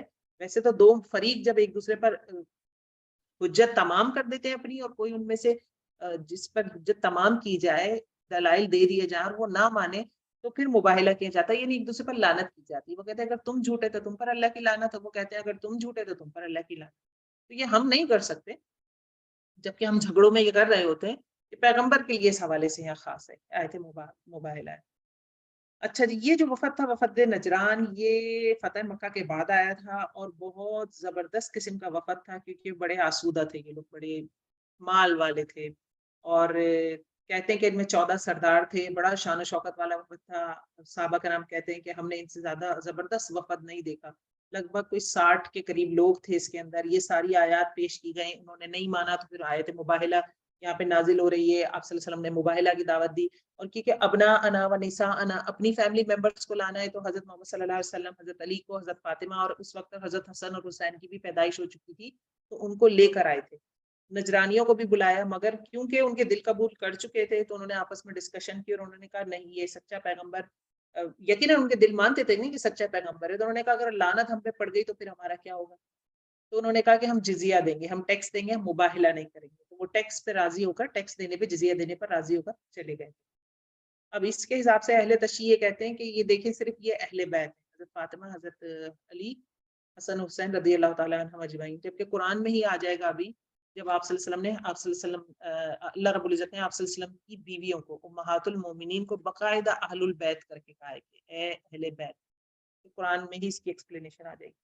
آیت نمبر 62، ان هذا لهو القصص الحق. اچھا، یہاں وفد نجران کی بات یہاں پہ اب سمجھو ختم ہو جائے گی، لیکن مزید آیتیں 83 آیت لگ بھگ اسی سینیریو میں وفد نجران کے لیے، لیکن یہاں مباہلہ کر کے حجت تمام کی گئی ہے. ان هذا لهو القصص الحق، بے شک البتہ یہ سچے قصے ہیں. وما من الہ الا اللہ، اور کوئی الہ نہیں سوائے اللہ رب العزت کے. وان اللہ لهو العزیز الحکیم، اور بے شک اللہ تعالیٰ زبردست ہے اور حکمت والا ہے. فان تولوا، پھر اگر وہ منہ موڑ لیں، فان اللہ علیم بالمفسدین، تو بے شک اللہ رب العزت مفسدین کو جاننے والا ہے. قل یا اہل الکتاب تعالوا الی کلمۃ سواء بیننا وبینکم، کہہ دیجئے کہ اے اہل کتاب آ جاؤ ایک کلمے کی طرف جو ہمارے اور تمہارے درمیان کیا ہے، سوا ہے، برابر ہے. یہ تبلیغ کا طریقہ سکھایا جا رہا ہے کہ پہلے جو پوائنٹس آپ کے ملتے ہیں کسی دوسرے مذہب والے کے ساتھ، ان پوائنٹس پہ آنا چاہیے، پھر ان پوائنٹس پہ جانا چاہیے جن میں تضاد ہو. اور وہ پوائنٹس کیا ہیں جو ایک جیسے ہیں اہل کتاب میں اور ہم میں؟ اللہ نعبد الا اللہ، نعبد الا اللہ، کہ ہم اللہ کے سوا کسی کی عبادت نہ کریں. ولا نشرک به شیئا، اور اس کے ساتھ کسی کو شریک نہ کرے. ولا یتخذ بعضنا بعضا اربابا، اور ہم میں سے کوئی بھی کسی بھی کو اپنا رب نہ بنائے، یعنی آپس میں ایک دوسرے کو رب نہ بنائے. من دون اللہ، اللہ کے سوا. فإن تولوا، یہ پوائنٹس دینے کے بعد ہی اگر وہ منہ موڑ جاتے ہیں، فقولوا اشہدوا بأننا مسلمون، تو ان کو کہو کہ گواہ رہو ہم مسلمان ہیں. یعنی اپنی گواہی آپ کر لیں پکی، لیکن بہرحال ساری دعوت دینے کے بعد، حجت تمام کرنے کے بعد بھی اگر کوئی نہیں مانے، جیسے کوئی بدعت کرتے ہیں اگر، تو آپ کو یہ حدیث ان کو سناتے ہیں نا، یہ قرآن کی آیت سناتے ہیں، تو اگر وہ نہیں مان رہے تو بس ٹھیک ہے، آپ نے اپنے طور پہ معاملہ پورا کر دیا ہے. اس کا یہ مطلب نہیں ہے کہ آپ اس کے ساتھ بالکل ہی دست و گریباں ہو جائیں. یا اہل الکتاب، آیت نمبر 65، اے اہل کتاب، لما تحاجون فی ابراہیم، کیوں تم جھگڑا کرتے ہو ابراہیم علیہ السلام کے بارے میں؟ وما انزلت التوراۃ والانجیل الا من بعدہ، نہیں نازل ہوئی تورات اور انجیل مگر حضرت ابراہیم کے بعد. فلا تعقلون، تم عقل سے کام نہیں لیتے. کیونکہ یہودی کہتے تھے کہ حضرت ابراہیم علیہ السلام یہودی تھے، ہمارے طریقے پہ تھے. عیسائی کہتے تھے حضرت ابراہیم علیہ السلام ہمارے طریقے پہ تھے، عیسائی تھے. تو یہ یہودیت اور عیسائیت تو ایجاد ہوئی تورات اور انجیل کی جب نازل ہوئی اس کے بعد. تو فلا تعقلون، وہ کیسے پھر یہودی یا عیسائی ہو سکتے ہیں؟ تم عقل سے کام نہیں لیتے. ٹھیک ہے، یہ بات یہاں کی جا رہی ہے. ہاں انتم ہؤلاء حاججتم فیما لکم به علم، ہاں ان چیزوں کے بارے میں تم بحثیں کرتے ہو جس کا جس معاملے میں تمہارے لیے کوئی علم ہے. فَلِمَ تُحَاجُّونَ فِي مَا لَيْسَ لَكُمْ بِهِ عِلْمٌ، تو کیوں تم جھگڑتے ہو اس معاملے میں جس کا بارے میں تمہارا کوئی علم ہی نہیں. مراد کیا ہے؟ مطلب یہ وہ معاملات ہیں جن کا تمہارے بارے میں، جیسے حضرت عیسیٰ کی بات ہو رہی ہے، حضرت ابراہیم کی جگہ چلے گئے، اب وہ پیچھے کی بات ہے، ماضی کی. آپ کے علم کی پوری پکڑ نہیں ہے اس پہ. جو حضرت محمد صلی اللہ علیہ وسلم سامنے موجود ہیں، تمہاری کتابوں میں ان کے بارے میں ڈسکرپشن موجود ہے، دل بھی گواہی دے رہے ہیں، اس کے اوپر آ کے کیوں نہیں تم صحیح سے کلیئر کر دیتے، اعلان کر دیتے کہ ہاں یہ سچے نبی ہے. ٹھیک ہے، یہ بات ہو رہی ہے اس میں. واللہ یعلم وانتم لا تعلمون، اور اللہ رب العزت جانتا ہے اور تم نہیں جانتے.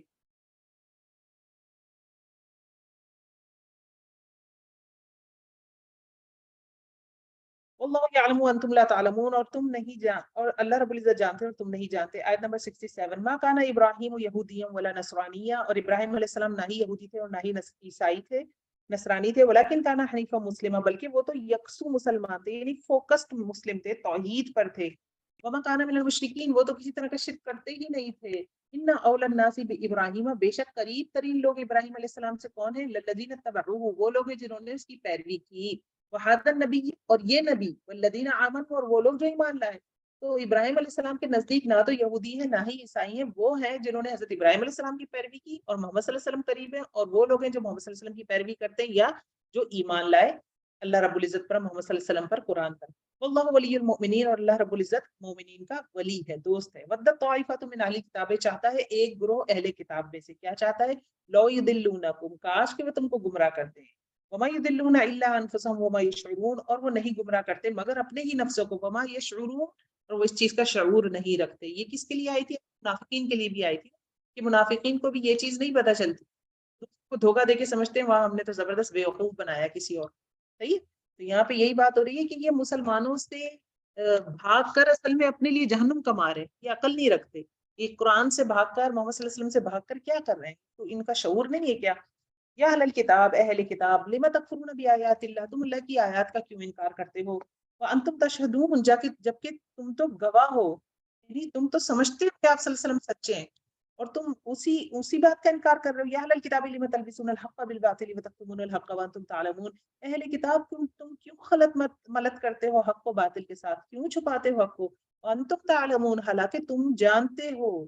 قالت طائفۃ من اہل الکتاب، اور ایک گروہ نے اہل کتاب کے ایک گروہ نے کیا کہا؟ آمنوا بالذی انزل علی الذین آمنوا، تم بھی ایمان لے آؤ. کس کے ساتھ؟ اس پر ایمان لے آؤ جن پر یہ لوگ ایمان لائے. مطلب یہودی علماء نے مدینے کے ماحول میں مسلمانوں کے خلاف پروپیگنڈا کرنے کے لیے اپنے لوکل پبلک میں سے کچھ لوگوں کو سلیکٹ کیا اور ان کو کہا کہ تم ایسا کرو، صبح اعلان کر دو، وجہ نہار، یعنی صبح کے وقت، دن کے ایک حصے میں اعلان کر دو کہ ہم مسلمان ہو گئے. وکفر آخرہ، اور پھر انکار کر دو آخرہ، دن کے دوسرے حصے میں، یعنی شام تک کہہ دو کہ بھئی اب اسلام میں تو ہمیں کچھ نہیں سمجھ آیا، ہم واپس یہودی بننے جا رہے ہیں. لعلہم یرجعون، تاکہ تمہیں دیکھ کر دوسرے مسلمان بھی لوٹ آئیں. جو نئے نئے مسلمان ہوتے جا رہے ہیں، اب ان کا عقیدہ بگاڑنے کے لیے کیا کرو؟ ہو سکتا ہے کچھ لوگ سوچ رہے ہوں، یقیناً سوچ ہی رہے تھے کہ اب ہم اسلام میں داخل ہو جائیں. تو تم کیونکہ اہل علم مانے جاتے ہو، اہل کتاب ہو، تمہاری بات کو اہمیت دی جاتی ہے، تو تم صبح اسلام قبول کرو، شام کو اسلام سے باہر آ جاؤ اور کیا کہو کہ اسلام میں تو کوئی ایسی چیز ہی نہیں دیکھی ہم نے کہ ہم اس پر ایمان لائے، ہمیں تو یہ سچا مذہب لگتا ہی نہیں ہے. وَلَا تُؤْمِنُوا إِلَّا لِمَنْ تَبِعَ دِينَكُمْ، اور نہ تم ایمان لاؤ مگر سوائے اس کے جو تمہارے دین کی پیروی کرے. قُلْ إِنَّ الْهُدَىٰ هُدَى اللَّهِ، تو محمد صلی اللہ علیہ وسلم ان سے کہہ دیجئے کہ ہدایت تو وہ ہے جو اللہ ہدایت دے. یہ فرقہ بندی ہدایت ہے. انہوں نے کہا نا کہ جو تمہارے دین پہ اس کی پیروی کرو، یعنی اپنے اپنے فرقے کا پرچار نہیں کریں. فرقے جو ہیں ہدایت کا ذریعہ نہیں ہے. ہدایت کیا ہے؟ ان الہدیٰ ھدی اللہ، ہدایت تو وہ ہے جو اللہ دیتا ہے. ان یؤتی احد مثل ما اوتیتم او یحاجکم عند ربکم، کہ دیا جائے کوئی ایک مانند جو دیے گئے تم، یا وہ جھگڑا کریں تم سے تمہارے رب کے پاس. مراد ان سے کیا ہے؟ وہی یہودی علماء کیا کہ آج تو تم اہل کتاب کہلاتے ہو، تمہیں عروج حاصل ہے، تمہاری کوئی بات ہے، اگر محمد صلی اللہ علیہ وسلم کو مان لیا تو یہ تو سب ختم ہو جائے گا. یہ یہودی علماء کن سے کہہ رہے ہیں؟ یہودیوں سے کہہ رہے ہیں کہ ایوتا احد مثل ما اوتیتم، کسی اور کو دے دیا جائے جو تمہیں دیا گیا. نہیں، آج تو تمہیں بڑی تمہاری سہ ہے نا، ایک تمہارا نام، ایک مقام ہے معاشرے میں کہ تم کتاب والے ہو. کیونکہ یہود جو اہل عرب تھی، ان کے پاس روایات میں ملتا ہے تقریباً 2000 سال تک، حضرت عیسیٰ کے بعد سے، حضرت اسماعیل علیہ السلام کے بعد سے حضرت محمد صلی اللہ علیہ وسلم تک کوئی پیغمبر نہیں آیا، تو ان کے پاس کوئی کتاب وغیرہ نہیں تھی. دین ابراہیمی کی کوئی بچی کچی سی معلومات تھی جس کی بنیاد پر حج کی شکل بگڑ چکی تھی، روزے بھی رکھتے تھے، ایسے نہیں ہے. لیکن یہ شکلیں بہت بگڑ چکی تھی. تو وہ اس حوالے سے کہہ رہے ہیں کہ آج تو تم بڑے اچھے مانے جاتے ہو، تو یہ تو ختم ہو جائے گا اگر تم محمد صلی اللہ علیہ وسلم پر ایمان لے آئے. قل ان الفضل بید اللہ، کہہ دیجئے کہ فضل تو اللہ کا، اللہ کے ہاتھ میں، یعنی نبوت ہدایت بنی اسرائیل میں نہیں آئی، بنی اسماعیل میں آ گئی، یہ تو اللہ کا فضل تھا، اللہ نے ان کو دے دی. اچھا، او یحاجوکم عند ربکم جو آتا ہے، یہ ہم پہلے تفسیر اس آیت کے حصے کی دیکھ چکے ہیں. یہ حجت کیا تھی کہ مطلب تم جا کے ان سے یہ نہ کہہ دینا کہ مطلب جو نئے نئے لوگ مسلمان ہو رہے ہیں یا جو عرب ہیں ان میں بیٹھ کے یہ ڈسکشن نہیں کر دینا کہ ہمارے تورات میں تو محمد صلی اللہ علیہ وسلم کی جو ہے نشانیاں موجود ہیں، تو پھر یہ آخرت، پھر یہ مسلمان ہو گئے تو یہی اللہ کے پاس تم سے جھگڑیں گے کہ یا اللہ انہوں نے ہی تو بتایا تھا ہمیں کہ تورات میں محمد صلی اللہ علیہ وسلم کی نشانیاں، یہ خود ایمان نہیں لائے، ہم تو ایمان لے آئے. یہ او یحاجوکم کی تفسیر ہم پہلے دیکھ چکے. قل ان الفضل بید اللہ، کہہ دیجئے کہ فضل یعنی نبوت اللہ کے ہاتھ میں، یؤتی ہی من یشاء، جس کو چاہتا ہے وہ دیتا ہے. واللہ واسع علیم، اور اللہ رب العزت وسیع علم والا، یعنی اللہ کو پتا ہے کس جگہ کس کو نبوت دینی. یہ میرے آپ کے لیے بھی اس سینس میں کہ کسی کو بہت نعمتیں ملتی ہیں، کسی کی جاب اچھی ہو جاتی ہے، کسی کو اللہ بیٹے دیتا ہے، کسی کو اللہ بیٹیاں دیتا ہے، کسی کا کاروبار اچھا ہو جاتا ہے، کوئی پوری زندگی خوار ہی ہوتا رہتا ہے، اس کا بزنس بھی سیٹ ہو کے نہیں دیتا. ہم پھر ایسے لوگ دوسرے کو دیکھتے ہیں تو کہتے ہیں اس کو تو یہ نعمت مل گئی. تو یہ ایسی بات نہیں ہے، اللہ چاہتا ہے، جانتا ہے کس کے حق میں کیا چیز بہتر ہے، وہ اپنا فضل جس کو چاہتا ہے وہ دیتا ہے، کیونکہ وہ واسع علیم ہے. وہ اپنے علم کی بنیاد پہ فیصلے کرتا ہے، میرے آپ کی طرح اپنے خواہشات کی بنیاد پہ فیصلے یہ نہیں کرتا. جو فیصلے علم کی بنیاد پہ ہوتے ہیں وہ پختہ ہوتے ہیں، وہ محکم ہوتے ہیں، وہ اچھے نتائج لے کر آتے ہیں. یختص برحمتہ من یشاء، خاص کر لیتا ہے اپنی رحمت کے ساتھ جس کو وہ چاہتا ہے. واللہ ذو الفضل العظیم، اور اللہ رب العزت فضل والا ہے اور بڑے فضل والا ہے. ومن اہل الکتاب، اور اہل کتاب میں سے کچھ ایسے بھی ہیں، من ان تأمنہ بقنطار، اگر تو ان کو امانت رکھوا دے ان کے پاس ایک خزانہ، یؤدیہ الیک، تو وہ تیری طرف اس کو ادا کر دے گا.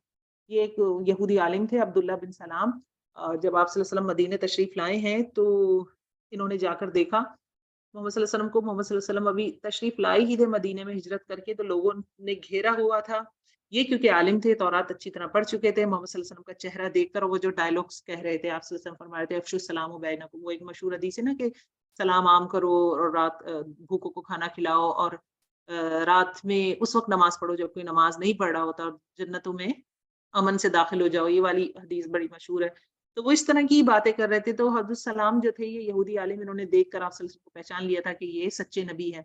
ایمان لے آئے. ایمان لانے کے بعد کہنے لگے کہ اگر آپ میری گھر ابھی، کیونکہ پتہ تو نہیں چلا تھا دوسرے یہودی عالموں کو، انہوں نے کہا کہ یہ بہت بہتان لگاتے ہیں یہودی، اگر آپ اس وقت ان کو بلا کے پوچھیں گے نا میرے بارے میں کہ میں کیسا ہوں تو ان کا رویہ الگ ہوگا، اور جب انہیں پتہ چلے گا کہ میں اسلام لے آیا ہوں تو ان کا رویہ الگ ہوگا. اور پھر وہی کیا گیا، کچھ اس طرح کے حالات بنے کہ حضرت عبداللہ بن سلام چھپ گئے. تو یہ یہودی عالم آئے آپ صلی اللہ علیہ وسلم کے پاس. آپ صلی اللہ علیہ وسلم نے پوچھا عبداللہ بن سلام کے بارے میں تمہارا کیا رائے ہے؟ یہ بخاری میں پوری ڈیٹیل حدیث ہے، بڑی سی حدیث ہے موجود ہے. تو انہوں نے کہا کہ وہ تو بہت نیک اور بڑے عالم کے بیٹے ہیں، اور ان کے باپ کی بھی تعریف کی، ان کی تعریف کی، اس طرح کا معاملہ کیا انہوں نے.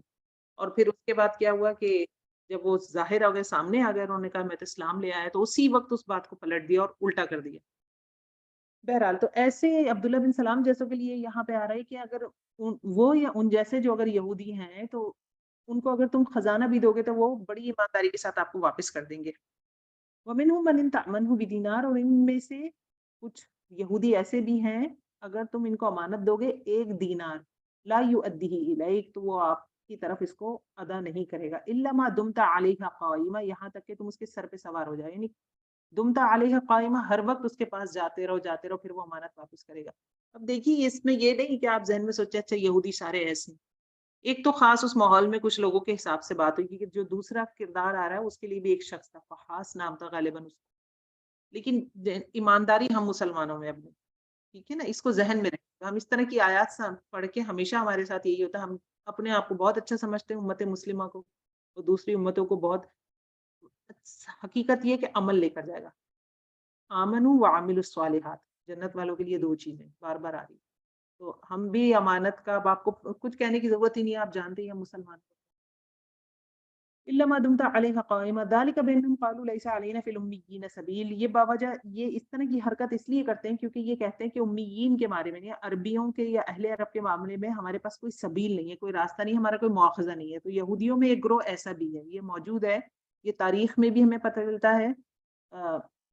یعنی آپ صلی اللہ علیہ وسلم سے پہلے بھی جو تاریخ ہے اس میں بھی پتہ چلتا ہے کہ ان میں ایک کانسیپٹ موجود ہے جو کہ ابھی بھی ہے کچھ حد تک، کہ صرف یہودی جو ہے نا بس وہی ہیں جن کا معاوضہ ہوگا. اگر آپ ان کے علاوہ کوئی دوسرے مذہب والے ہیں، ان کا کوئی جائیداد غبن کر لیں، ان کی عورتیں یا بچوں کے ساتھ ناانصافیاں کسی طرح کی برتیں، تو آپ کی کوئی پوچھ نہیں ہوگی، مطلب اللہ کی طرف سے کوئی پوچھ نہیں ہوگی. ایک گروہ ان میں ایسا ہے. ٹھیک ہے، تو یہ اس کو ایکسپلین کیا جا رہا ہے. وَيَقُولُونَ عَلَى اللَّهِ الْكَذِبَ، اور وہ اللہ پر جھوٹ باندھتے ہیں. یعنی یہ جو علماء نے یہ فتویٰ دیا ہے اور اسے دین کا حصہ بتا دیا ہے، یہ تمہارے دین میں کہ تم ان کا مال بھی کھا جاؤ، اہل عرب کا کچھ نہیں ہوتا، اللہ کے پاس تمہاری کوئی پکڑ نہیں ہونی. تو یہ کہہ رہے ہیں، اللہ رب العزت فرما رہے ہیں وَيَقُولُونَ عَلَى اللَّهِ الْكَذِبَ، یہ اللہ پر جھوٹ باندھ رہے ہیں. وَهُمْ يَعْلَمُونَ، جبکہ وہ جانتے ہیں، یعنی وہ جانتے ہیں کہ یہ دین کا حصہ نہیں ہے اور جانتے بوجھتے اللہ پر جھوٹ باندھ رہے ہیں. بلا، کیوں نہیں، من اوفى بعہدہ، جس نے پورا کیا اپنے عہد کو، واتقى، اور اس نے تقوی اختیار کیا. فإن اللہ يحب المتقین، تو بے شک اللہ رب العزت تقوی اختیار کرنے والوں کے ساتھ محبت رکھتا ہے. اچھا جی، یعنی تقوی جو عہد پورا کرنا ہے، اس میں یہودیوں کی بھی بات آپ لے سکتے ہیں ان سے، کیونکہ عہد لیا گیا ہے تورات میں کہ وہ آخر میں جو پیغمبر آئے گا اس کی مدد کریں گے. آووہ و نصروہ، یہ قرآن میں بھی آیت آ جائے گی آگے. تو جو عہد پورے کرتے ہیں، اور پھر میرے آپ کے لیے بھی، امت مسلمہ کے لیے بھی، اگر یہ بات ہو رہی ہے کہ کسی کی امانت کو ہڑپ کر گیا ہے کوئی یہودی، تو یہ میرے آپ کے لیے بھی، مسلمانوں کے لیے بھی ہے کہ یہ صرف قومیت کی بنیاد پہ فیصلہ نہیں ہوگا، کہ یہودیوں کے ساتھ خاص کر کے بات بتائی جا رہی ہے. یہ کوئی بھی کرے گا جو عہد کو توڑے گا وہ نقصان اٹھائے گا، جو عہد پورا کرے گا اللہ کا تقوی اختیار کرے گا. ان اللہ یحب المتقین، تو اللہ رب العزت تقوی اختیار کرنے والوں کو پسند فرماتے ہیں، محبت کرتے ہیں. ان الذین یشترون بعہد اللہ، بے شک وہ لوگ جو لے لیتے ہیں اللہ کے عہد کے بدلے، و ایمانہم، اور اپنی قسموں کے بدلے، ثمنا قلیلا، تھوڑے پیسے. یعنی خاص کر یہودی علماء مراد ہے، لیکن ویسے کیا ہے، اگر آپ دیکھیں کہ ایک جنرل بات ہو رہی ہے، جو غلط فتوے دیں، اللہ پر جھوٹ باندھیں، دنیا کمانے کے خاطر اپنے مذہب میں تبدیلیاں کریں، ان کی سزائیں آ جائیں گی. کیا کیا سزائیں ہیں؟ اولئک لا خلاق لهم فی الاخرہ، ان کے لیے آخرت میں کوئی حصہ نہیں ہے. ولا یکلمہ اللہ، اور اللہ اسے کلام نہیں کرے گا. نمبر 2. نمبر 3، ولا ینظر الیہم یوم القیامہ، قیامت کے دن ان کی طرف دیکھے گا بھی نہیں. ولا یزکیہم، انہیں پاک بھی نہیں کرے گا. ولہم عذاب علیم، اور ان کے لیے دردناک عذاب ہے. تو اس میں دو چیزیں ہیں، وہ ایمانہم بھی ہیں، جھوٹی قسمیں کھا کر بھی مال نہیں بیچنا چاہیے. تو دونوں چیزیں، غلط فتوے دینا، مذہب میں تبدیلیاں کرنا دنیاوی فائدے کے لیے، اور دوسری چیز جھوٹی قسمیں کھا کر دنیا کے فائدے اٹھانا. مال بیچنا ہی ہوتا ہے نا، واللہ واللہ کر کے چیزیں بیچ دیتے ہیں لوگ. وَإِنَّ، اور البتہ ایک، منہم لفریقاً، ایک گروہ ان میں سے ہے، یلؤون السنتہم، وہ موڑتے ہیں اپنی زبانوں کو، بالکتابی، کتاب کے ساتھ، لتحسبوہ، تاکہ تم ان کی اس بات کو قرآن کتاب کا حصہ سمجھو، من الکتابی، کتاب کا حصہ سمجھو. وما ہوا من الکتاب، اور جبکہ وہ کتاب کا حصہ نہیں ہے. کیا بات ہو رہی ہے؟ بات یہ ہو رہی ہے کہ تورات پڑھتے ہوئے لفظوں کو ایسے توڑ مڑوڑ کے پڑھ دیتے ہیں کہ بندہ سمجھے کہ ایک آیت پڑھ رہا ہے تورات کی، لیکن اصل میں وہ اس آیت کو بدل کر کوئی فائدہ اٹھا رہا ہوتا ہے. وما ہوا من الکتاب، جبکہ وہ کتاب میں سے نہیں ہے. وہ یقولون ہوا من عند اللہ، اور وہ کہتے ہیں کہ یہ اللہ کی جانب سے ہے. وما ہوا من عند اللہ، جبکہ وہ اللہ کی جانب سے ہوتا ہی نہیں. ہم نے عبداللہ بن سلام نہیں پکڑا تھا نا کہ یہودی مرد اور عورت نے زنا کر لیا تھا، تو کیونکہ میثاق مدینہ میں یہ پوائنٹ ہوا تھا، ڈسکس ہوا تھا، فائنلائز ہوا تھا کہ اگر کوئی جھگڑے ہوں گے تو ان کا فیصلہ آپ صلی اللہ علیہ وسلم کریں گے. تو اس وجہ سے وہ آگے پھر آپ صلی اللہ علیہ وسلم کے پاس، تو آپ صلی اللہ علیہ وسلم نے کہا کہ تورات میں تم اس کی سزا نہیں پاتے، اس تورات میں اس کی سزا لکھی ہوئی ہے رجم کرنا. تو انہوں نے کہا نہیں، تورات میں تو یہ سزا ہے ہی نہیں. انہوں نے کہا لے آؤ تورات، پڑھ لیتے ہیں اس کو. جب وہ تورات لے کر آئے تو وہ بندہ جو پڑھ رہا تھا یہودی، اس نے رجم والی آیت پر انگوٹھا رکھ لیا. عبداللہ بن سلام جو کہ مسلمان ہو چکے تھے، پہلے یہودی عالم تھے، تو وہ جانتے تھے کہ موجود ہے، تو انہوں نے انگوٹھا ہٹایا اس کا. انہوں نے کہا نہیں، یہ لکھی ہوئی آیت، تو یہ بھی اس کی ایک مثال ہو سکتی ہے. وَيَقُولُونَ عَلَى اللَّهِ الْكَذِبَ وَهُمْ يَعْلَمُونَ، اور وہ کہتے ہیں اللہ پر جھوٹ اور وہ جانتے ہیں. بار بار یہ بات آ رہی ہے، ایک تو انجانے کر دیتا ہے نا انسان کوئی کام، وہ جانتے ہیں. وَهُمْ يَعْلَمُونَ وَهُمْ يَعْلَمُونَ، یہ ابھی پہلے بھی آیا تھا نا، سورہ بقرہ میں بھی آیا تھا کہ وَأَنْتُمْ تَتْلُونَ الْكِتَابَ، کہ تم تو خود کتاب پڑھتے ہو. وَيَأْمُرُونَ بِالنَّاسِ بِالْبِرِّ وَيَنْسَوْنَ أَنفُسَكُمْ وَأَنْتُمْ تَتْلُونَ الْكِتَابَ، لوگوں کو بھلائیوں کا حکم دیتے ہو اور اپنی ذات کو بھول جاتے ہو جب عمل کرنے کا وقت آتا ہے، جبکہ تم کتاب پڑھتے ہو. بہت خطرناک بات ہوتی ہے. علم جو ہے نا، ہر چیز ذمہ داری رکھتی ہے. جب آپ یہ علم حاصل کر رہی ہیں، میں نے یہ علم حاصل کیا ہے، میں ابھی علم حاصل کر رہی ہوں، آگے بڑھ رہی ہوں، آپ یہ علم حاصل کر رہی ہیں، آگے بڑھ رہی ہیں، تو ویسے ویسے ہمارے کندھوں پہ ذمہ داریاں بھی بڑھ، ٹھیک ہے نا. سب سے پہلی ذمہ داری خود اپنے عمل کو تبدیل کرنے کی ہے، جو ہمارے کندھوں پہ آ رہی ہے. یہودی علماؤں کی مثال دے کر کسی ایلینز کی یا تیسری مخلوق کی بات نہیں کر رہے اللہ رب العزت. یا اللہ رب العزت کو کوئی ایسی بات نہیں کہ یہودی علم ناپسند ہو. یہ ایک عمل ہے ناپسند، ایک ناپسند عمل بتایا جا رہا ہے. اب ہمیں عمل کیسے بتایا جائے گا؟ مثال پہ رکھ کے بتایا جائے گا نا. ایک ناپسند عمل بتایا جا رہا ہے، اور اصل میں مقصد یہ ہے کہ آپ نے ایسا نہیں کرنا، امت محمدی نے ایسا نہیں کرنا، امت محمدی کے علماء نے ایسا نہیں کرنا، ٹھیک ہے؟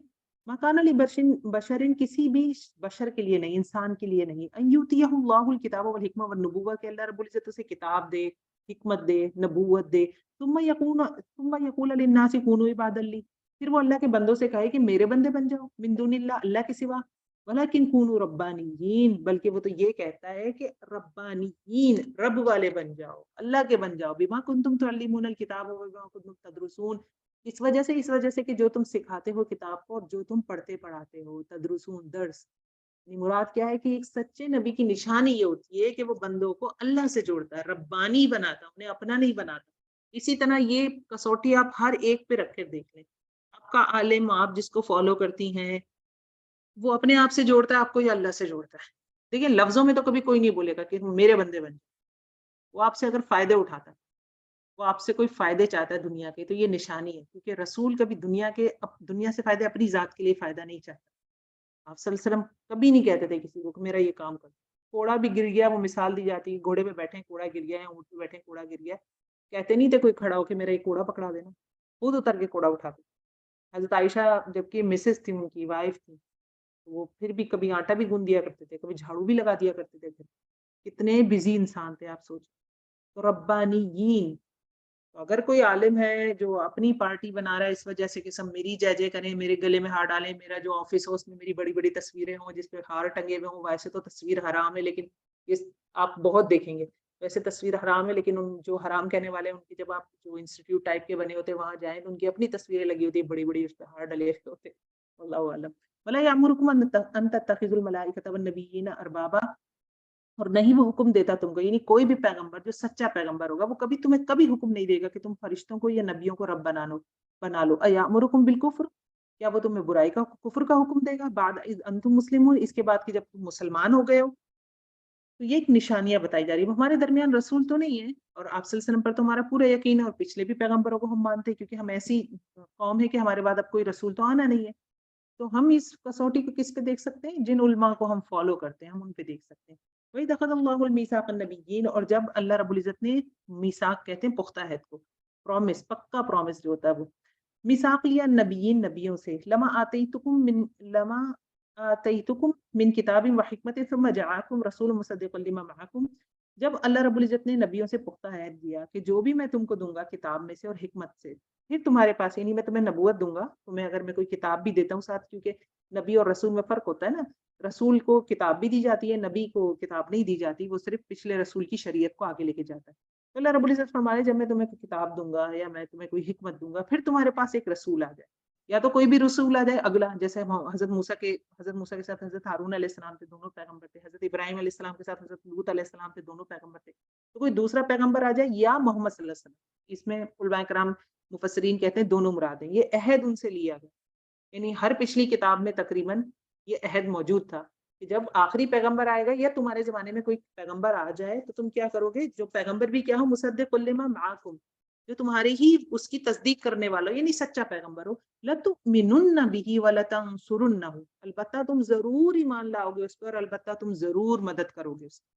یہ نبیوں سے عہد لیا گیا، پھر نبیوں نے اپنے ماننے والوں سے عہد لیا۔ یہ بات کیوں بتائی جا رہی ہے؟ اس لیے بتائی جا رہی ہے کہ محمد صلی اللہ علیہ وسلم پر ایمان لانے کی دعوت دی جا رہی ہے یہودیوں اور نصرانیوں، کہ تمہاری کتابوں میں یہ عہد موجود ہے، تمہارے اپنے پیغمبروں نے یہ عہد دیا تھا اور تم سے بھی لیا تھا۔ اللہ تؤمنن به ولتنصرنہ، سرنہ، اس کو دیکھ لیجئے، اس میں دو جو آخر میں نون مشدد لگے ہوئے ہیں نا، یہ زور کے لیے ہوتے ہیں، جب کسی کلام میں عربی میں بہت زور ڈالنا ہو تو نون مشدد لگاتے ہیں آگے سے، نون ثقیلہ ہے، اور شروع میں ان لفظوں کے لام کے اوپر زبر ہے، یہ لام تاکید کہلاتا ہے، یہ بھی زور کے لیے ہوتا ہے، جب کسی کلام میں میننگ ڈالنے ہو نا، ضرور بضرور لازم ہے تم پر، تب یہ لگائے جاتے ہیں، اس میں ڈبل زور ہے، اس میں ایک تیسرا زور بھی ہے کہ بات کون کہہ رہا ہے، اللہ رب العزت فرما رہے ہیں بات، تو کہنے والے کا بھی زور ہوتا ہے، ایک چوتھا زور بھی ہوتا ہے، قسم کا بھی ہوتا ہے، والعصر ان الانسان لفی خسر، وہ زور بہرحال اس میں نہیں، تین اسٹریس دے کے تین طرح سے پابند کر کے کہا جاتا ہے۔ قال اقررتم، پھر اللہ رب العزت نے ان پیغمبروں سے پوچھا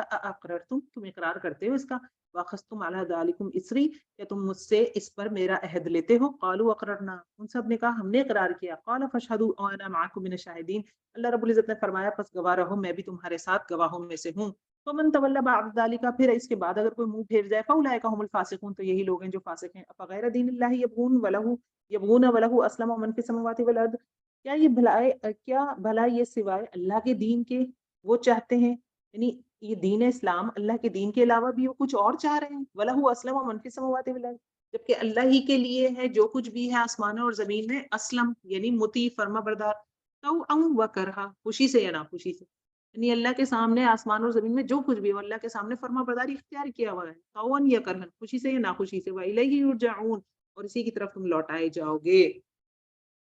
قل آمنا بالله وما أنزل علينا وما أنزل على إبراهيم وإسماعيل وإسحاق ويعقوب والأسباط وما أوتي موسى وعيسى والنبيون من ربهم، کہہ دیجئے محمد صلی اللہ علیہ وسلم کہ ہم ایمان لائے، محمد صلی اللہ علیہ وسلم کے حوالے سے بھی بات ہے، اور جو بھی ایمان لاتا ہے وہ بھی، ہم ایمان لائے اللہ پر اور جو کچھ نازل کیا ہم پر، اور جو کچھ نازل کیا ابراہیم علیہ السلام، اسماعیل علیہ السلام، اسحاق علیہ السلام، یعقوب علیہ السلام، اسباط علیہ السلام، اور جو کچھ دیے گئے موسیٰ علیہ السلام، عیسیٰ علیہ السلام، اور تمام انبیاء اپنے رب کی طرف سے، لا نفرق بین احد منہم، ہم تفریق نہیں کرتے ان میں سے کسی ایک کے درمیان، صحابہ کرام کو کہا جا رہا ہے کہ وہ کہیں، اور محمد صلی اللہ علیہ وسلم بھی کہیں، وَنَحْنُ لَهُ مُسْلِمُونَ، اور ہم اسی کے لیے فرما بردار ہیں، یعنی آپ اپنا اعلان کر دو، اپنی برات ظاہر کر دو، وَمَن يَبْتَغِي، اور جو کوئی چاہے گا غیر الاسلامی، اسلام کے سوا کوئی دین، دینن کوئی دین، فلن یقبل منہ، تو اس سے ہرگز قبول نہ کیا جائے گا۔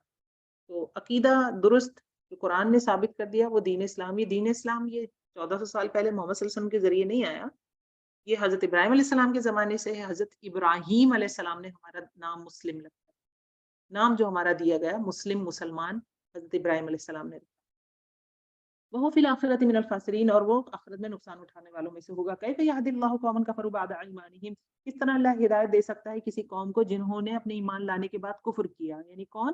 یہود و نصارہ، ایمان لے آئے تھے نا، اپنی کتابیں مانتے تھے، علم بھی ہے، پھر کفر کیا، وشہدوا ان الرسول حق، اور انہوں نے گواہی دی کہ بے شک رسول برحق ہے، یعنی دلوں میں ان کے دل گواہی دیتے ہیں کہ آپ صلی اللہ علیہ وسلم سچے رسول ہیں، زبان سے تو نہیں کہہ رہے تھے نا، وجاءہم البینات، اور ان کے پاس روشن نشانیاں آ گئی، کیا نشانیاں؟ آپ صلی اللہ علیہ وسلم آ گئے، یا ان کی کتاب میں جو نشانیاں تھیں وہ پوری ہو گئی آپ صلی اللہ علیہ وسلم کے آنے کے بعد، واللہ لا یہدی القوم الظالمین، اور اللہ رب العزت ظالم قوم کو ہدایت نہیں دیتا، اولئک جزاؤہم ان علیہم لعنت اللہ، یہ ان کی جزا ہے کہ بے شک ان پر اللہ کی لعنت ہے، اور کس کس کی ہے؟ والملائکۃ والناس اجمعین، لوگوں کی ہے، سارے کے سارے لوگوں کی اور فرشتوں کی، خالدین فیہا، وہ ہمیشہ اس عذاب میں رہیں گے، لا یخفف عنہم العذاب ولا هم ینظرون، اور اس سے ان لوگوں پر سے یہ عذاب ہلکا نہ کیا جائے گا اور وہ مہلت نہیں دیے جائیں گے، ینظرون مہلت نہیں دیے جائیں گے، یعنی کنٹینیوس عذاب ہوگا، نان اسٹاپ، الا الذین تابوا من بعد ذلک واصلحوا، لیکن وہ لوگ جنہوں نے بعد میں اس کے توبہ کی اور اصلاح کی، فإن اللہ غفور رحیم، تو بے شک اللہ تعالیٰ بخشنے والا مہربان ہے، ان الذین کفروا بعد ایمانہم، بے شک وہ لوگ جنہوں نے کفر کیا اپنے ایمان لانے کے بعد، ثم ازدادوا کفرا، پھر وہ کفر میں بڑھ گئے، پیچھے کیا تھی؟ کفر کیا لیکن توبہ کر لی، اصلاح کر لی، ٹھیک ہے اللہ معاف کر دے گا۔ دوسری کنڈیشن کیا ہے کہ جنہوں نے کفر کیا بعد ایمانہم، ایمان کے بعد، یعنی یہود و نصارہ میں سے کوئی ہے یا کوئی مسلمانوں کے مرتد ہو جاتا ہے، دونوں مرادیں، ثم ازدادوا کفرا، پھر وہ بڑھ گیا کفر میں، لن تقبل توبتہم، تو اس سے ہرگز اس کی توبہ قبول نہیں کی جائے گی، واولئک هم الضالون، یہی لوگ ہیں جو بھٹکے ہوئے ہیں، ان الذین کفروا، بے شک وہ لوگ جنہوں نے کفر کیا، وماتوا وهم کفار، اور وہ مر گئے اس حال میں کہ وہ کافر تھے، فلن يقبل من احدهم ملء الارض ذهبا، تو ہرگز قبول نہ کیا جائے گا ان میں سے کسی ایک سے بھی زمین بھر سونا، نہیں فدیہ دے کے جان نہیں چھڑا سکتے اگر حالت کفر میں مر گئے، لو ابتدى به، چاہے وہ اس سے فدیہ ہی دے دے، پہلی بات تو اتنا سونا کسی کے پاس ہوگا نہیں وہاں، اور ہو بھی اور دے بھی دے تو قبول نہ کیا جائے گا، اولئک لهم عذاب الیم، یہی لوگ ہیں ان کے لیے عذاب ہے دردناک، وما لهم من ناصرین، اور نہیں ہے ان کے لیے مددگاروں میں سے کوئی مددگار۔ ہمارا الحمدللہ ختم ہوتا ہے، ہم کنٹینیو کریں گے، we still have 15 minutes، چوتھا پارہ شروع کر رہے ہیں۔ یہ کچھ کنڈیشنز بتائی گئیں کہ کفر کی حالت میں کوئی مر جاتا ہے تو اس سے فدیہ نہیں لیا جائے گا، اور لیکن حقیقتاً یہی ہے کہ یہ فیصلے اللہ ہی کے ہیں۔ دیکھیں آپ کے ساتھ کوئی نان مسلم بھی آپ کے سامنے مر رہا ہے نا، تو آپ کوئی کہے کہ آپ کہیں کہ جہنم رسید ہو گیا، کوئی یہودی مرتا ہے، عیسائی مرتا ہے، ہندو مرتا ہے، تو آپ ایسے الفاظ نہ بولیں یہ تو جہنم رسید ہو گیا، کیوں؟ کیونکہ اللہ نے ہمیں داروغہ نہیں بنایا، ہم اکثر یہ الفاظ کہہ دیتے ہیں، کس کی وجہ سے کہتے ہیں؟ قرآن کی بنیاد پہ کہ قرآن میں اس طرح سے بات آئی ہے، لیکن اللہ نے کہا ہے یغفر لمن یشاء و یعذب من یشاء، یہ بات بھی ملتی ہے ہمیں. میں یہ نہیں کہہ رہی کہ کفر کرنے والوں کو اللہ معاف نہیں کرے گا، لیکن کیونکہ ہم نے ایک آیت پڑھی تھی سورہ بقرہ میں کہ جو ہادی یہ یہودی ہوئے، نصارہ ہوئے، سائبین ہوئے، من آمن باللہ والیوم الآخر، وہاں پہ کچھ مفسرین ایک شرح نکالتے ہیں کہ جو کفر کی حالت میں بھی مرے گا وہ اپنی حجت اللہ کے سامنے پیش کر سکتا ہے، یا اللہ یہ حالات تھے، اس وجہ سے مجھ تک پیغام صحیح سے نہیں پہنچا، یا میں یہ سن نہیں سکا، یا کر نہیں سکا. تو ہم یہاں بیٹھ کے کوئی فتویٰ نہیں لگا سکتے. یہ اللہ کا کام ہے کس کو جنت دینی، کس کو جہنم دینی. کیونکہ نان مسلم مرتا ہے، کوئی مرتد مرتا ہے، تو آپ یہ نہ بولے جہنم رسید ہو گیا اور اللہ اس کو پوچھے. آپ اچھے الفاظ نہیں کہہ رہے، برے بھی نہ کہے، یا آپ کا اپنا اخلاق ہے جو آپ اپنی زبان سے کہہ رہے ہیں. چوتھا پارہ شروع کرتے ہیں. سورہ آل عمران چل رہی ہے اور آیت نمبر ہے 92. لن تنالوا البر حتى تنفقوا مما تحبون، ہرگز تم نیکی کو نہیں پہنچ سکتے، نیکی کی جڑ کو نہیں پہنچ سکتے یہاں تک کہ تم خرچ کرو اس میں سے جسے تم بہت پسند کرتے ہو. وما تنفقوا من شيء فإن الله به عليم، جو کچھ بھی تم خرچ کرو گے کسی چیز میں سے تو بے شک اللہ تعالیٰ اس کو جاننے والا ہے. اس میں سے یہ بات سمجھ نہیں آئی، جو چیز پسند نہیں ہے اس کو بھی خرچ کر دیں تو بھی نیکی مل جائے گی آپ کو، ہے نا. آپ نے کوئی چیز، کسی نے آپ کو تحفہ دیا، یہ بھی ایک چیز سے کلیئر ہو جائے. آپ کو کسی نے کوئی ہینڈ بیگ دے دیا، اب وہ ہینڈ بیگ آپ کو پتا ہے آپ اس طرح کا یوز ہی نہیں کرتی، وہ آپ 2-4 دفعہ شاید شوق میں لے جائیں گی، یا کلر آپ کو پسند نہیں ہے، آپ کی میچنگ میں نہیں ہے، کوئی بھی وجہ ہو سکتی ہے، تو آپ کیا کریں، وہ آپ کسی اور کو تحفہ دے دیں. ٹھیک ہے، دے سکتے ہیں، الاؤ ہے، یہ منع نہیں ہے. ہم ذرا گھبراتے ہیں اس طرح کے کام کیونکہ ہو سکتا ہے کسی اور کو پسند آئے، لیکن وہ سیم حرکت نہ کریں جو ہو سکتا ہے کسی اور نے کی ہو. کسی نے انجانے میں دے دیا، بات الگ ہے، اپنی پسند دے دیا، وہ ٹھیک ہے، وہ بندہ غلط نہیں ہے. لیکن آپ نے یہ حرکت نہیں کرنی کہ آپ نے بس کسی ایسے کو دے دیا، پتا ہے آپ کو اس کو نہیں پسند آئے گا، آپ نے اپنے سر پہ سے اتارا کہ دے دیں آپ اس کو. تو یہ جو ہے اس سے بڑے، اس سے بھی نیکی مل جائے گی کہ آپ کو جو چیز پسند نہیں ہے آپ نے کسی کو دے دی. لیکن جو چیز آپ کو پسند ہے، اس آیت میں وہ بات ہو رہی ہے مما تحبون، اس میں سے دو جو تمہیں بہت پسند ہے. تو یہاں پہ بر نہیں ہے، البر ہے، یعنی اسپیشل نیکی، نیکی کی جڑ، نیکی کی روح. اور یہ حقیقت ہے، جو صدقہ آپ کو ان چیزوں کو کر کے ملے گا جو آپ بہت پسند کرتے ہیں، اس کی فیلنگز الگ ہوتی ہے. بچا ہوا کھانا دینے کی فیلنگ الگ ہوتی ہے، لیکن خاص کر کے کھانا کسی دن تیار کرنا اسی نیت سے کہ میں نے تازہ پکا کے اور بہت مہنگا والا کھانا یا بہت محنت والا کھانا سب کو پہنچانا ہے، اس کی فیلنگ ہی الگ ہوگی آپ کی. ٹھیک ہے. تو مما تحبون، اس آیت کے بعد صحابہ کرام نے بہت، ایک اپنی لانڈی بہت پسند تھی، وہ آزاد کر دی. ایک کے پاس ایک باغ تھا جو بہت زبردست باغ تھا، انہوں نے وہ صدقہ کر دیا اللہ کی راہ میں. سب نے اپنی پسندیدہ چیزیں دینی شروع کی. کل الطعام کان حلا لبنی اسرائیل، سارے کے سارے کھانے بنی اسرائیل کے لیے حلال تھے. الا ما حرم اسرائیل علی نفسہ، مگر جو حرام کر لیا اسرائیل علیہ السلام نے، یعنی یعقوب علیہ السلام نے اپنے نفس پر. من قبل ان تنزل التوراۃ، اس سے پہلے کہ نازل کی گئی تورات. اصل میں یہ جو یہودی تھے اونٹ کا گوشت نہیں کھاتے تھے، وہ کہتے تھے کہ حضرت اسرائیل علیہ السلام نے اس کو یہ حرام ہے. جو حضرت یعقوب علیہ السلام تھے ان کو کوئی کہا جاتا ہے کہ بیماری تھی کوئی، تو انہوں نے اس وجہ سے اونٹ کے گوشت یا اونٹ کا دودھ، کوئی ایک اس میں روایت کے اس سے وہ پرہیز کرتے تھے، تو انہوں نے اپنے اوپر حرام ہی کر لی نا بعد میں یہ یہودیوں نے. قل فاتوا بالتورات، تو وہ کہتے ہیں کہ تورات لے کر آؤ، یعنی اللہ محمد صلی اللہ علیہ وسلم سے کہا جا رہا ہے ان سے کہو پھر تورات لے آؤ. وہ تو حضرت اس یعقوب علیہ السلام نے اس وجہ سے چھوڑی تھی، تو اگر تمہیں لگتا ہے ایسا ہے تو پھر جاؤ تورات لے آؤ، اگر تورات میں یہ حرام لکھی ہوئی ہے. فتلوها ان کنتم صادقین، پھر پڑھ کے سنا تو اگر یہ بات سچ ہے، یہ اونٹ کا گوشت یا اونٹ کا دودھ جو بھی ہے تم حرام کہہ رہے ہو، تو یعقوب علیہ السلام تو بہت پہلے آئے ہیں. وہ تو یہ ان کے والد یعقوب، حضرت اسحاق، پھر وہ حضرت یوسف، وہ تو اتنی پرانی بات ہے. تب تورات ہی نازل کب ہوئی تھی؟ حرام حلال کے کہاں سے قواعد آ جائیں گے، ضابطے آ جائیں گے؟ تو وہ ان کو اصل میں کہا جا رہا ہے یہ فمن افترا علی اللہ الکذب، تو جو کوئی گھڑ لے اللہ پر جھوٹ میں بعد ذالک، اولئک هم الظالمون، تو یہی وہ لوگ ہیں جو ظالم ہیں. قل صدق اللہ، کہہ دیجئے اللہ رب العزت نے سچ فرمایا. فتبعوا ملت ابراہیم حنیفہ، تو پیروی کرو ابراہیم کے طریقے کی جو یکسو تھے. وما کان من المشرکین، اور وہ مشرک نہ تھے. ان اول بیت وضع للناس، بے شک پہلا گھر بنایا گیا جو لوگوں کے لیے، للذی ببکہ، وہ مکہ میں ہے. مکہ کا پرانا نام بکہ ہے. مبارکم وہدی للعالمین، باعث مبارک ہے، ہدایت ہے تمام جہان والوں کے لیے. ٹھیک ہے. تو پہلا گھر جو عبادت کے لیے بنا گیا وہ مکہ، بعد میں پھر بیت المقدس وغیرہ کی بات آتی ہے. پہلا گھر مکہ میں بنایا گیا. مکہ جیسا ہی جو خانہ کعبہ ہے اوپر آسمانوں بھی ہے، بیت المعمور نام ہے اس کا، وہاں فرشتے طواف کرتے ہیں. اور نیچے مسلمانوں کے لیے مکہ شہر میں کعبۃ اللہ ہے جہاں انسان طواف کرتے ہیں. اور یہ بار بار تعمیر ہوا، فرشتوں نے بنایا، پھر ٹوٹ بھی گیا. یہ حتیٰ کہ محمد صلی اللہ علیہ وسلم کے زمانے میں بھی اس کی تعمیر ہوئی. تو اس کے 2 دروازے تھے بیسیکلی. اب تو ایک ہے 2 دروازے تھے, ایک دخول کا ایک خروج کا. جو حتیم کا حصہ ہے یہ بھی اس میں شامل تھا. تو یہ ریکٹینگل نہیں تھا, اسکوائر نہیں تھا, جیسے آگے سے گول ٹائپ گھما ہوا تھا. پھر بعد میں اس کی روایت ملتی ہے کہ کنسٹرکشن جب کروائی گئی ٹوٹ گیا, سیلاب کی وجہ سے غالباً ٹوٹ گیا تھا. قریش کے دور میں کسی زمانے میں کنسٹرکشن کروائی گئی تو حلال کمائی کم پڑ گئی, تو انہوں نے بس ایک چھوٹا حصہ بنا کے وہ آدھی دیواری چھوڑ دی. روایات ہیں اس کی, اور مجھے ایسا لگتا ہے اس کی انفارمیشن آپ لوگوں کے پاس ہوگی انشاءاللہ. فیہ آیات بینات, اس میں روشن نشانی ہے. کس میں؟ کعبۃ اللہ میں. مقام ابراہیم, کون سی روشن نشانی ہے؟ مقام ابراہیم میں. ومن دخل کان آمینہ. ایک منٹ, مکہ کے اندر آیات ہیں, نشانیاں ہیں. اور کون سی نشانی؟ ایک تو کعبۃ اللہ ہو گئی, اور ساتھ میں کیا ہے؟ مقام ابراہیم ہے. ومن دخل کان آمینہ, اور جو کوئی اس میں داخل ہو گیا امن والا ہو گیا. ٹھیک ہے, آپ نے دیکھا ہی ہوگا مسجد حرام میں داخل ہو کے ایک امن سا آ جاتا ہے, ایک سکون آ جاتا ہے. بھاگم بھاگ عمرے کے لیے, یا جو لوگ حج کے لیے جا رہے ہیں انہیں پتا ہے ایسی ایک طوفان مچا ہوتا ہے تیاری کا, پریشانی, ایئرپورٹ پہ اترے اور جیسے ہی آپ مسجد میں داخل ہوتے ہیں حرم میں, ٹیکسی سے اترے, آپ چلے پیدل, اور جیسے ہی حرم کے شہر میں آپ نے پاؤں رکھا, آپ محسوس کیجیے گا, آپ کو ایسا لگتا ہے سارے بوجھ اتر گئے. ٹھیک ہے نا, اللہ یہ کہ آپ کو جگہ کی پریشانی ہو کہ مجھے اندر مسلح پہ جگہ مل جائے, لیکن اگر آپ کے دل میں جگہ کی کوئی ٹینشن نہ ہوا, آپ کو پتا کہ مجھے جہاں جگہ مل جائے گی میں نماز پڑھ لوں گی, تو آپ دیکھیے ایسا سکون آتا ہے دل. وَلِلَّهِ عَلَى النَّاسِ حِجُّ الْبَيْتِ, اور اللہ کے لیے ہی ہے لوگوں پر کہ وہ اللہ کے گھر کا حج کرے. یہ ہم پیچھے دیکھ چکے ہیں کہ حج اور عمرہ کس لیے ہونا چاہیے؟ صرف اللہ کے لیے. من استطاع الیہ سبیلا, جو کوئی استطاعت رکھتا ہو اس کی طرف راستے کی.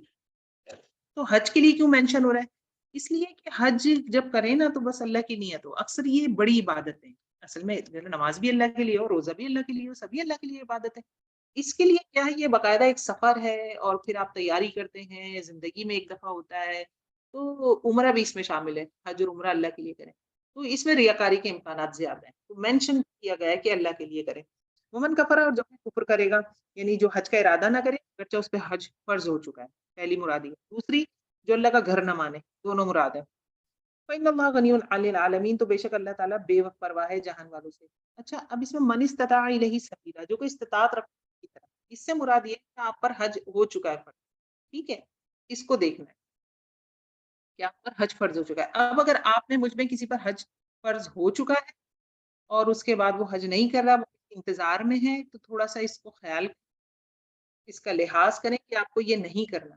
آپ پہ اگر حج ہو چکا ہے فرض, تو پھر آپ نے اس کی تیاری کرنی ہے. چاہے آپ کوئی 20-25 سال کی لڑکی ہی ہیں اور آپ کے پاس سونا رکھا ہوا ہے, مثال کے طور پر آپ کے پاس اتنا پیسہ ہے کہ آپ حج, آپ بالغ ہیں, آپ عاقل ہیں, آپ کے پاس محرم اویلیبل ہے, آپ تو محرم کی بھی پابندی نہیں ہے, وہ کہتے ہیں گروپ میں آپ حج کر سکتے ہیں. کیونکہ پہلے ٹریول اس طرح کا ہوتا تھا کہ بڑی کنڈیشن ہوتی تھی. ایک رائے ہے, ایک رائے تو ابھی اسی جگہ پہ کہ حج اور عمرے کے لیے محرم لازم, اور وہ کہتے ہیں سفر کرے. اگر وہ آپ کو حرم چھوڑ کر چلا جاتا ہے, جیسے آپ کو مکہ میں اس نے مسجد میں ڈراپ کیا یا ہوٹل میں ڈراپ کیا, اور آپ عمرہ کر رہی ہیں اور وہ کہیں آس پاس کہیں چلا گیا, تو ٹھیک ہے, بغیر ان کے بغیر عمرہ کر سکتے ہیں. لیکن سفر میں جو ہے نا پابندی زیادہ ہے. عاقل ہیں, بالغ ہیں, آپ کے پاس پیسے, تو حج کے لیے کوشش کریں, اس کو ڈھیل نہ دیں, اس کو چھوڑے نہیں, پلیز اسے چھوڑے نہیں.